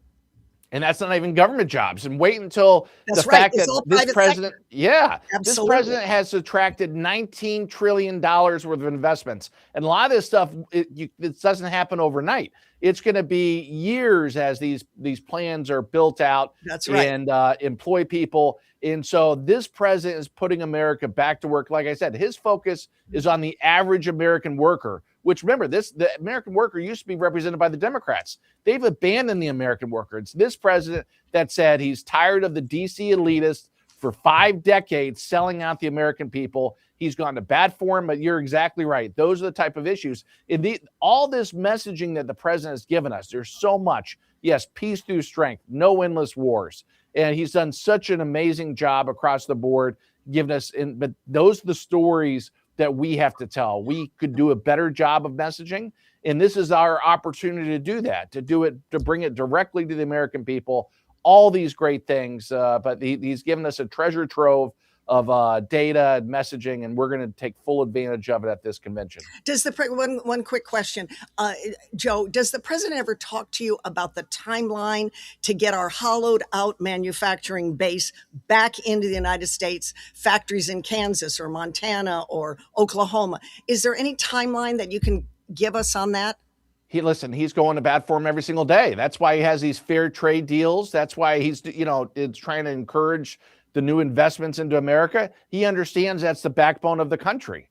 Middle America. We got to do a better job. And so he has his thumb on the scale. He's working hard every day. And just like you said at the beginning with Secretary Bessent, he's done an amazing job. And all these, our cabinet is the A squad. We have a team of all-stars that are out there also working on the president's behalf to push the administration to make sure that we do all these great things we want to do. Chairman Grutus, thank you so much for being with us on DC Dispatch this morning. I want to tell you that Christina and I and other members of the DC delegation are looking forward to being with you in Texas at this unprecedented midterm convention. I think it's going to be a wonderful experience. If you could share with us, is there a theme or a key message that is going to be the message that you're putting out at the convention? I think that's still being worked on, but the general theme is the fact that all these messages and all these wonderful things that the president has done of communicating that directly to the American people and then showing the contrast between what our side offers versus what the radical left mini mamdamis want to do to the country if they take over. Thank you. And he's done a wonderful job of cleaning up our lovely city. So we're very grateful to him for that. Yes. Yeah, listen, I like it because I walk home every day. And it's right here from the RNC building. I got a house. And before I came, I was talking to a couple of staffers who were robbed and mugged just on the exact same commute that I do on the road. It's much safer. But this is the cities that have embraced the president and want to get crime under control. Why would you not take advantage of it? Right. That's why this president, I saw those memes a while. They kind of disappeared. That decline is an option. It is an option. That's right. This president believes in American greatness. And it starts with making sure that everybody has a safe community to live and to walk around in. And I'm so glad that DC has embraced the president and seeing the statues cleaned up, seeing the reflecting pond, all these things, restoring America's greatness overall. He deserves a lot of credit. Joe, have you ever seen an urban area get revitalized in 18 months from when we got here the second time after he won in November? Biden was still here to 18 months later. I mean, he's no, it's never been done. But you have to have it. But this goes to show you why leadership is so important. You have to be able to. You have to say, yes, we want this. Then you have to go do it. People will give you 50 excuses why you can't do it. But President Trump has literally said, I don't care what it takes. Let's make this happen. That's right. People deserve safe communities. People deserve better schools. This president cares. The other side doesn't. They want no prisons. Think about the fact that they want no cops, like nothing. Think about the chaos that would ensue. It's completely crazy to me that these crazy leftists are being nominated. And let's wait. I can't wait to watch the debate tonight in Maine to see what type of craziness we're going to see up there. What do you think of this? I got to ask you about this Maine thing. So whatever the apparatus is in the Maine Democratic Party, I guess a Democratic chairman of Maine and Ken Martin. So they're choosing the delegates that choose the nominee. How does that work? All these candidates are retreaded losers, right? They all ran for something and lost. You can slap a different name on a yard sign. It doesn't mean it's going to change the trajectory of the campaign. Susan Collins is going to clean whoever they nominate their clock, and we're going to win that race, and the voters may know better. Think about this. The Democrats just a month ago, 74% of them in that primary voted for Plattner. They knew everything in his background. Nothing was a surprise. They knew it, and they voted for him. People want common sense and reasonableness, And that's not what the Democrats in Maine are offering. And the fact that this is being done by party leaders behind closed doors shows you what a rigged process this is. It stinks to high heaven, just like when Kamala Harris was nominated, just like when Joe Biden was nominated. And that's why they lose. They don't want input by the citizens. I'm the party boss here on our side, but I think the people should decide the candidates. We don't make primary decisions. We stay out of the primary. We let people decide, and then I take the banner of our nominee and make sure they're in a position to win. The Democrats don't do that. They get involved. Right. They pick losers. They like these radical leftists, and it's a gift to us every single time.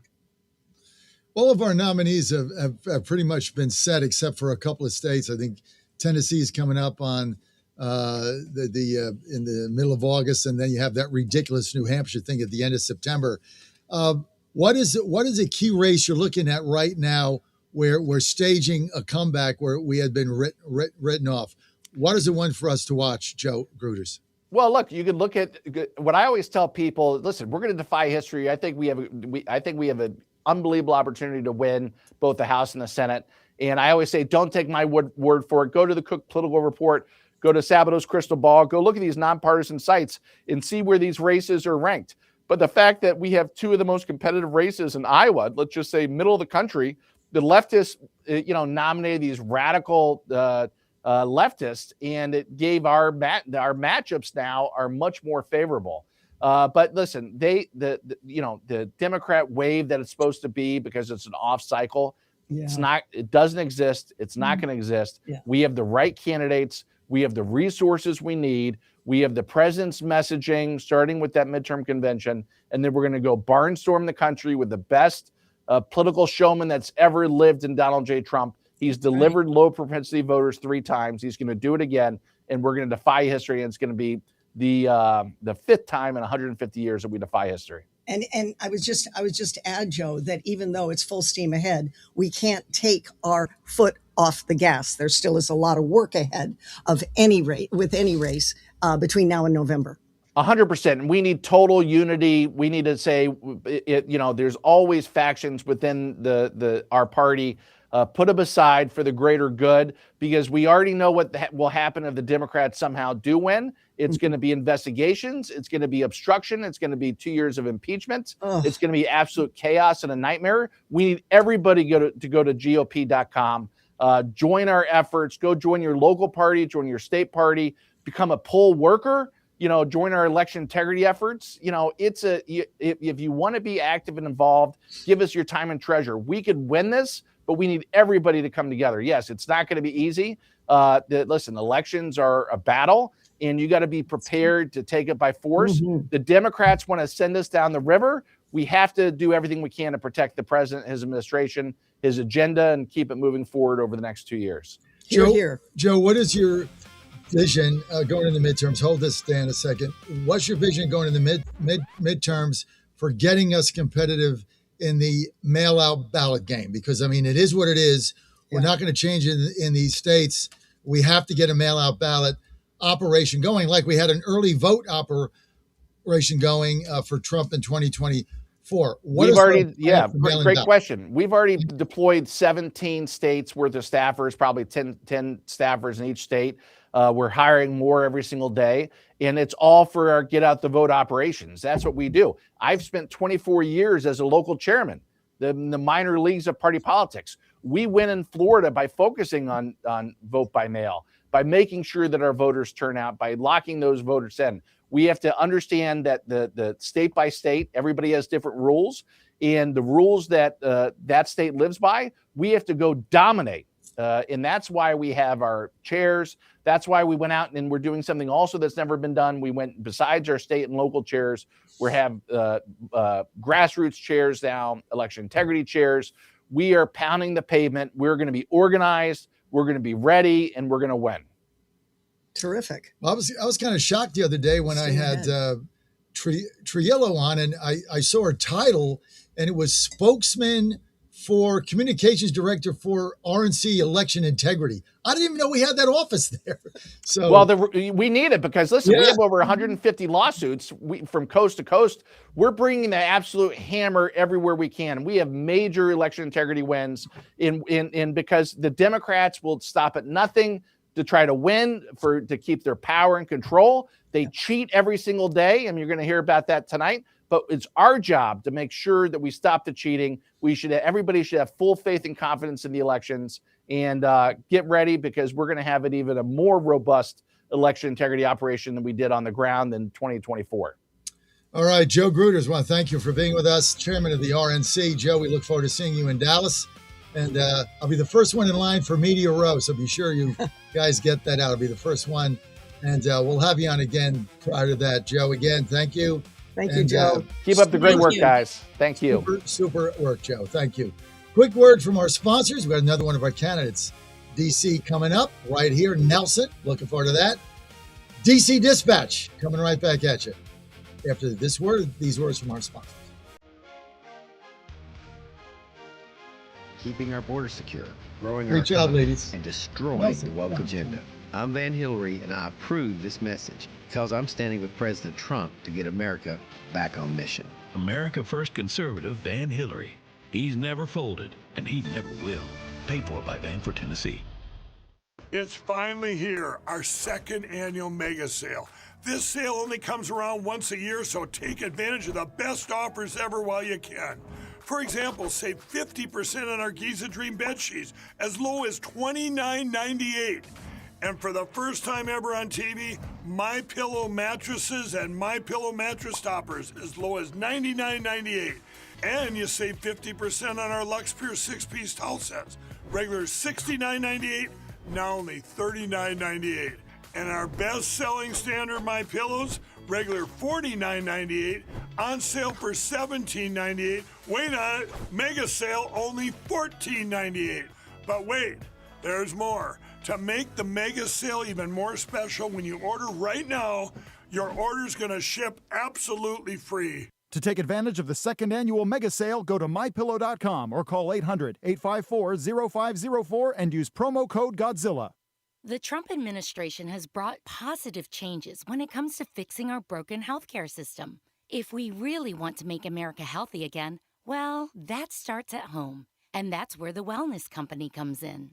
You see and hear from the Wellness Company doctors all the time, and you know their products are the gold standard for keeping you and your family safe and healthy, giving you the opportunity to make sure you're prepared for whatever happens with their prescription medical kits. Additionally, the Wellness Company offers a variety of products, from parasite cleanses to methylene blue to weight loss and so much more. Make America healthy again starts at home. Do your part and protect the health of you and your family. Live a healthier, longer, and more satisfying life. Go to twc.health/Godzilla and order. That's twc.health/Godzilla. Use promo code Godzilla to save 10% today. I am here because Washington needs fighters, and Graham Plattner is the fighter we need. You bet. I said to myself, that's my kind of man. Don't touch that dial. You've found your home of the truth. Do you solemnly swear to tell the truth, whole truth, and nothing but the truth? With the best analysis in America. You can't handle the truth. And now back to the John Fredericks Show. All right, you're back on the John Fredericks Media Network. Great to have you with us today. You're on DC Dispatch, second hour. Just heard from Joe Gruters. Got our ladies with us. Let me go, of course, right down the side here. Maria Pickering is with us, long-term GOP activist, former at-large city council candidate. Terry Gilberg with us, longtime radio and TV broadcaster, now part of our analyst team here in a panel at DC Dispatch. And the one and only Christina Goodlander. And Christina is the vice chair of the DC GOP and my candidate for chairman in January when that race is up. She's got my full endorsement, 100%. She'll be a phenomenal chairman and turn this party around. So we're excited to have her as always. She's also my political director here in DC. She's an extraordinary young lady. Ladies, good to have you with us. Before we get to Nelson Ryman Snyder, what was your kind of reaction to Joe? I thought it was great that he's enthusiastic about this unprecedented, historic midterm convention. We're looking forward to being there. What I liked is that he is, as I said before in the previous segment, full steam ahead, but he's not taking his foot off of the gas. You know, you can't slow up, even though you can look down to November and say, oh, yeah, we got this race, we got this race, we got this state, we got that. They're nobodies, they're the woke, they're the this, they're the that. Politics is a dirty game, completely dirty game. It's cutthroat, knives are out. You cannot let up 1 minute. He knows this. He's on it. I like that, what he said about that. And as well as all of the policy positions as well. He seems like the right guy to lead this.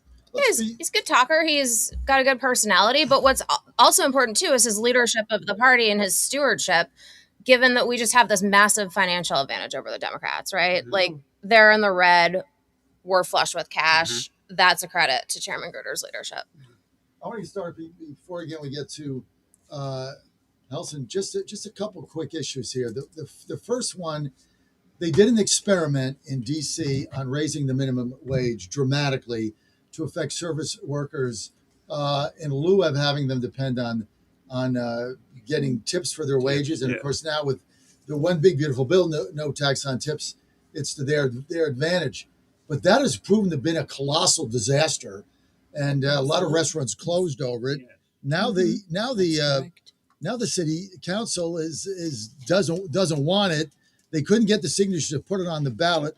And I'll get the first comment here. Joining us is our special guest. Nelson Ryman Snyder. You know what? What you might do, Christine, is just give give Nelson the mic. Just hand it to him so he can talk into that. So we can. That's it. Just take it right out of there. Okay. There you go. And you just hand it to him, and then you guys can switch it back. Go ahead, Nelson. Okay. Well, of course, I'm interested in the Republicans holding the House, which you'll see why I'm talking about. I was working with the House D.C. committee when the Home Rule bill was going through. I was on assignment from the Library of Congress. And one of the big issues that the party was dealing, the House party was committee was dealing with, was that one party government was not going to work well here. It was already not. It was 9-1 registration 50 years ago. Right. That hasn't changed, unfortunately. And so they wanted came together, united. In fact, the Democrats, liberal Democrats on the committee, were the most ardent of having nonpartisan elections. So the only way we can handle this is nonpartisan elections. They had passed the law a couple of years before for a elected school board, nonpartisan elections. Republicans were actually getting elected to that board. They still are. And so that's what they wanted in their bill. And when it came together, the two houses came together, the Senate, Tom Eagleton stood up and said, there'll be no, and where I come from, elections are partisan. We're going to have partisan elections. No, that's it. Was that Thomas Eagleton? Yeah, Thomas Eagleton from Missouri. Yeah. Right. The failed VP candidate for McGovern. Yes, exactly. Before Shriver. And anyway, so they came up with a compromise on the House side. Well, if we can't have that, how about reserving 2 seats at the at-large for non-majority party candidates? Right. The idea was to have multi-party representation, and and that worked very well for a number of years. And then they found a way to scam it. The Board of Elections allowed these Democrats to re-register as unaffiliated, but then put an I after their name. And there is no independent party. That's correct. Mm-hmm. And so they're getting away with that. They knocked that. How do we change that? Pardon? How do we change that back to the way that's what it I was say. meant to be? That's what I say. This is the way we do that. This was a letter we sent and this should be sent. I'm trying to get Patrick Mara, the chairman, to send this again to the Hill, now to Comer. James Comer is the head of the oversight committee. And this is Mr. Chairman, the leadership of the Republican Party of the District of Columbia hereby formally petitions the U.S. House Committee on Oversight and Reform to initiate an oversight investigation to a major provision of the D.C. Home Rule Charter. And then it goes in to talk about these 2 seats. It was the intent of Congress that this provision would enable candidates of various recognized political parties to run successfully for these at-large seats. Indeed, the first years of Home Rule, Republicans held at least 1 seat and actually 2 at one time. Mm-hmm. And then it goes into how they scammed it. And that's all in here. And it's just asking. This letter was sent in 2018, and it was signed by Jose Cunningham, was then Republican chairman of the District of Columbia, Robert Cable, District of Columbia Republican National basically, Committee. Nelson, what you're looking for is a reassessment because the Democrats have scammed it by just making themselves independents, changing their affiliation 2 weeks before they have to file for the primary. But the problem with that is there's other legit parties like Libertarian or something else. Right. All they'll do is register with them, right? That's all they'll do. And so, I mean, how do you get it where you have to have, like, the winner should be in a Republican primary? How do you do that? Because if they can register with the other parties, they'll just say, I'm a Libertarian, I have an L by my name, and then they'll win anyway. But then they'll just be they'll vote with the Dems. So how do you make it where the winner is the winner of a Republican primary? Well, that's what I would like the committee to look into. I mean, Patrick Mara says, it would be a waste of time sending a letter up there. This can't be fixed. He actually says that. Oh. The chairman of the party. The Democrats have found a way to negate that part of the charter. It can't be fixed. So Mara just, now Eleanor, Mara just blows you off. Yeah. We have amended the home. They have amended the Home Rule Act before, right? This is not unprecedented to amend the DC Home Rule Act, and that's something that Congress can just do. And they have the resources. They can get the Congressional Research Service, for example, to look into how other jurisdictions handle this, to have, multi-party representation on legislative bodies. They can do that. Start with that. All right, well, look, we can go to Comer. Christina and I, she's a vice chair of the DC GOP. I'm an elected official in Washington, Ward 2 chairman. I can go. Yeah. I mean, we don't need Mara. I'll go over his head. No, I'm sorry to say, well, you're going to have to. He won't do anything. You're going to have to. And Eleanor Holmes Norton agrees with him. When I brought this up, when I ran once with her, she said, oh, yeah, that provision is broken, but it can't be fixed. Here they're both saying the same thing. It can't be fixed. I have a question for you, Nelson. When this original 2018 letter went to Trey Gowdy, who was then the chairman, how did he embrace this letter or not? Well, did it just sit and fall on deaf ears and blind eyes? It was late in the session, and they were looking forward to having the next Congress be Republican, and it wasn't. Right. And so it fell on deaf ears. Put it off track for a while. Yeah. Well, we'll go and do it. Yes. Okay. Yeah. Good land or not do it. Absolutely. Well, this is why we need a Republican Congress, at least from the perspective of those of us who are Washingtonians. The reason why Washingtonians need a Republican Congress is so that we can fix some of these provisions of the Home Rule Act that are broken and that are not serving our city well. And the committee actually has an obligation to do this. Every 15 or 20 years, the charter should be looked at, have hearings over, have everybody come in and have their say. Right. And that was said at the time a home rule bill was going through. This isn't perfect, but from time to time there should be hearings how to fix some of these things. I was just going to ask you, should Janice Lewis George become the mayor? And she's on track to become the mayor of D.C. Do you think Trump will collide with her about home rule and possibly pull home rule? Well, he really can't. There's certain restrictions he can put on it, but it would take Congress to negate the home rule. Initiate that fight? Would he initiate the fight? Well, it'd be very hard to get Congress to do that. I mean, the Democrats on the Senate would, not go along with that, and that's So he can't do that. That's kind of bluster on his part. Well, he's been blustering about that for at least the last month. I know. Well, he'd like to be able to do it, really.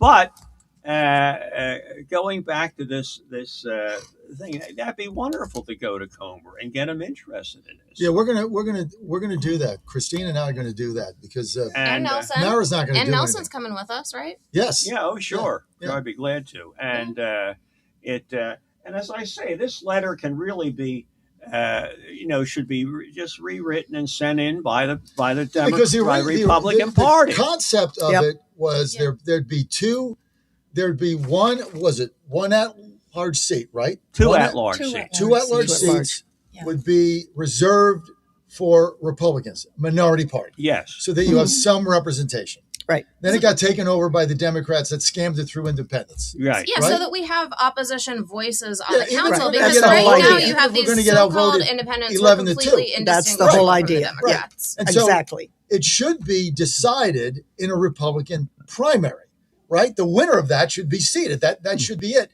That was the original intent of the rule. It got bastardized as usual by the Democrats, and we've done nothing. Yes, you're right. And now what they want to do, because we have partisan elections, now they want to get rid of that and let independents vote in any primary, which I'm not in favor of, because you're either Republican or not. Then it waters that down. So what are your thoughts on that? Well, exactly. I mean, the committee can look into this. For instance, that they could bring the Justice Department in. Maybe they could come up with some language or look at this. There's a lot of resources that would, should be consulted about all this. And I think it can be fixed. And unfortunately, we don't have the current leadership of the party. Patrick Mara, is saying, "Oh, this is broken and can't be fixed." That's where he. Well, his answer to everything is you can't do it, right? That's his answer to everything. Isn't the whole point of America, look, this is America's 250th birthday. Isn't the whole point of America that anything can be fixed and that we can build a better society and a better world and a better country? Like, isn't that the whole point of the Declaration of Independence? Yeah, but it's also about also about standing for something when you're running a party. Yeah. Right? I mean, to me, I know you're running for chairman. This ought to be one of your key campaign issues, that you're trying to get this change. He won't do anything. Yeah. I mean, that in and of itself, I would vote for you just on that. Yeah. How soon can you start? I mean, Start now. Mara has but we brought start this now in the issue to him, and advocacy. she gets the same answer. But Oh, you it can can't start be with done. a new letter now. You don't have to wait till January. No, Right. we're going to With a do it letter now. and with a plan for advocacy, for outreach, for messaging on this. It's like, here's the fundamental problem that I have with the DC GOP is that we don't punch back on anything, right? Like, there are all of these narratives about how DC statehood is the most important thing. We have no counter messaging on that. We have no counter messaging on just people say, oh, DC corruption can't be fixed. And Patrick's response is, oh, well, you know how it is, and there's nothing we can do. But we actually can. Well, you got to try. Yeah, and we have to try. And She's You gotta rock been the boat, right? She's been the nominee, Janice Lewis George, who was to the left of Mandami. Right? She's a communist. Oh, yeah. She has had this nomination wrapped up for a month. The party is yet to put out one press release. Not one. I know. On anything Beyond she's doing. embarrassing. It's like, it's ridiculous. Like, we don't even have an opposition. Like, let's not have a party, right? We had a conference call yesterday, and it's about, nonsense. I mean, we do nothing. They do nothing. That's why I want change. And I'm at the tip of the spear. Look, you got the party on the front page of the Washington Post. Thank you. He's made it invisible. You've made it visible now. Thank you. And that's very important. Right. Very We're important. Keep fighting. We're going to keep fighting. Yeah. look, we have a great team. This is the thing. We have so many wonderful people who've been longstanding people who've been involved with our party. And we got to just put the pieces together and really move this party forward. Agreed. And counter messaging, strong counter messaging, it should be a part of that. You're absolutely right, Christina. We should talk about what our party stands for and why the other party has not served the citizens well. Over the last 50 years, we've had a corrupt one-party monopoly that has not provided a good return on investment for the citizens. And I mean, the Democrats at the time when Home Rule was going through said, yes, it'll be a corrupt. It'll be like Chicago. They kept saying it'll be Chicago and the Potomac. They actually said that. You're right. Which it is. We have a guy on the council who got caught on camera taking a bribe, and now he got reelected to the council. I mean, this is where we are right now. And do we have dead people voting yet like they did in Chicago in years past? Probably. Well, it just sounds like it's time to rock the boat. I mean, really rock the boat. Participation in this You can just walk process, in right? you can just walk in and vote. You don't need ID. Well, that's it. They don't need ID. I need to show an ID at the liquor store and other places. You go to the liquor store? Well, some of us, if you throw Living in this town, you got to go to the liquor store. You have to buy liquor. If you throw a party, you got to go to the liquor store. We all need a drink living in this town. You got to drink here. I know why Maria's going to the liquor store. I think you're going to that Caesar's kiosk like I do. You go to GodzillaWins.com every day. You follow my baseball picks, and you make your bet there. That's why you're so happy. You're making all this money from my baseball picks. Would that were the case? No. I just go to buy, the occasional provisions for a party or to you're spinning your way out of it. Admit it. We all need a drink. This is a wet town. Spinning your way out of it. Let's indulge. Oh, I just go there to buy club soda. Come on. No, my latest purchases have actually been bourbon. Because on recent travels with a sore throat, I have been in three proper Southern households with not a drop of bourbon to be had.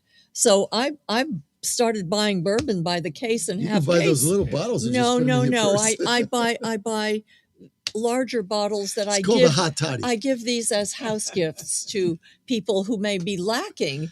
All right, Mara's trying to spin her way out of this. Forget it. Want a little glass of bourbon is this issue that Nelson just brought up, which is what the Democratic Socialists of America want to do. This is in their platform. So what is it? The following articles propose an amendment to the Constitution, which shall be valid at all intents and purposes as part of the Constitution for ratification. Item 1: the Senate is hereby abolished. Let's not drink to that. Go on. The House of Representatives shall appoint the president and justices of the Supreme Court. How would that work? They're nuts. They're nuts.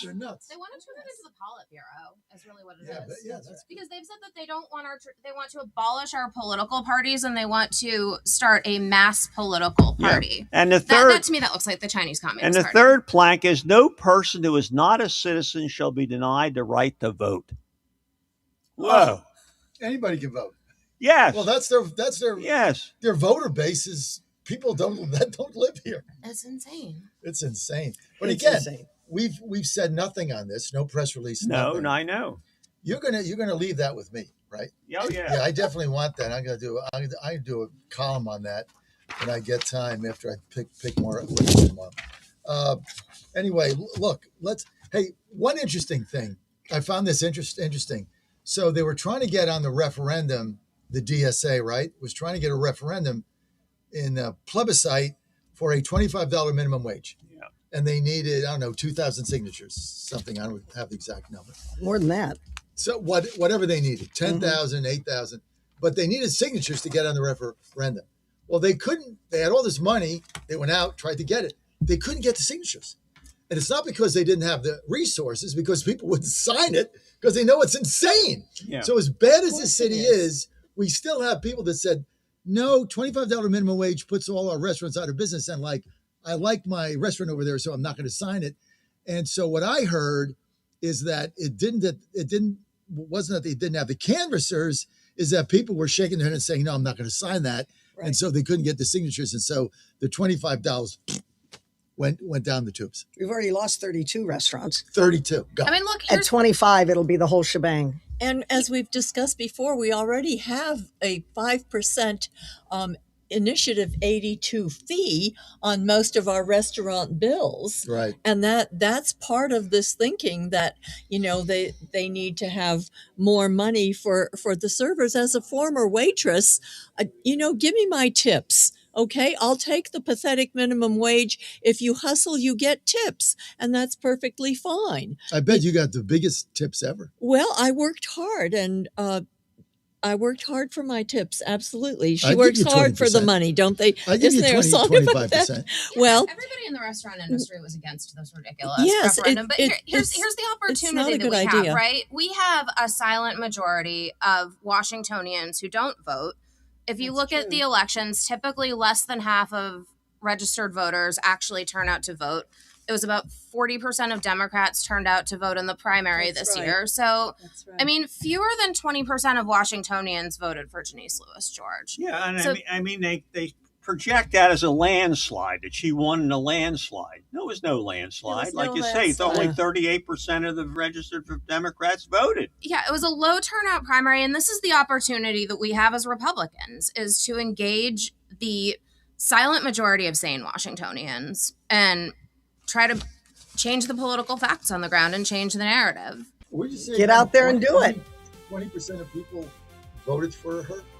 in the primary, You yes, said it in was the a very primary. low turnout election. yeah. Go to the board of 20% of total Washingtonians. Washington registered Washingtonians. voters. That's correct. Voted for Janice Lewis. That's George. correct. Probably It's on because- it's on the Board of Elections website.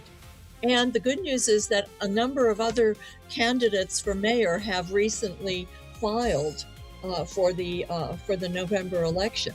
So there's going to be competition. Now, Independents. I think so. Probably.